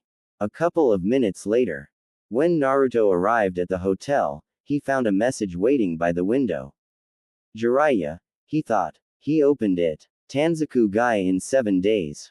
He could do that, but he had to leave as early as tomorrow. He wanted to travel slowly by the fire country. He could speed through the river country and rest once he crosses the border. Hidden Leaf. Danzo, we have to do something about the Kyuubi's Jinchuriki, Kaharu said to the War Hawk. It has been more than 2 years and he isn't coming back, Tsunade isn't even saying on the matter. Danzo didn't react visibly to this. This was a troublesome issue, yet nothing new. But with Tsunade present, he couldn't get close to Naruto. Well, with the blonde outside of Konoha, he could make his move. Jiraiya wasn't always with the Jinchuriki. The Sandaime had stonewalled all attempts to get close. He had blocked him and threatened him. His former teammate was willing to turn a blind eye on most things, but when it came to Naruto, he had been immovable like a mountain. There had been no forgiveness.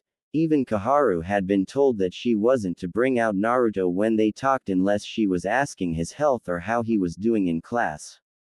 If she persisted, she would be sacked as an advisor. He is a flight risk and we cannot afford to lose the Kyuubi. We have already lost the Sharingan. We can't afford this loss. Danzo didn't generally care for the boy, he cared for the Kyuubi. He is currently in Sunagaku training there. Suna, have they selected a cage, yet? No, he said. If I had my way, we would have just taken control over it. There wouldn't be a need for a cage, but Tsunade has been unwilling. Well, for someone who has fought in wars, Tsunade can be quite naive at times, Kaharu said. What are we going to do about the Kyuubi's Jinchuriki? I have a plan, Danzo said.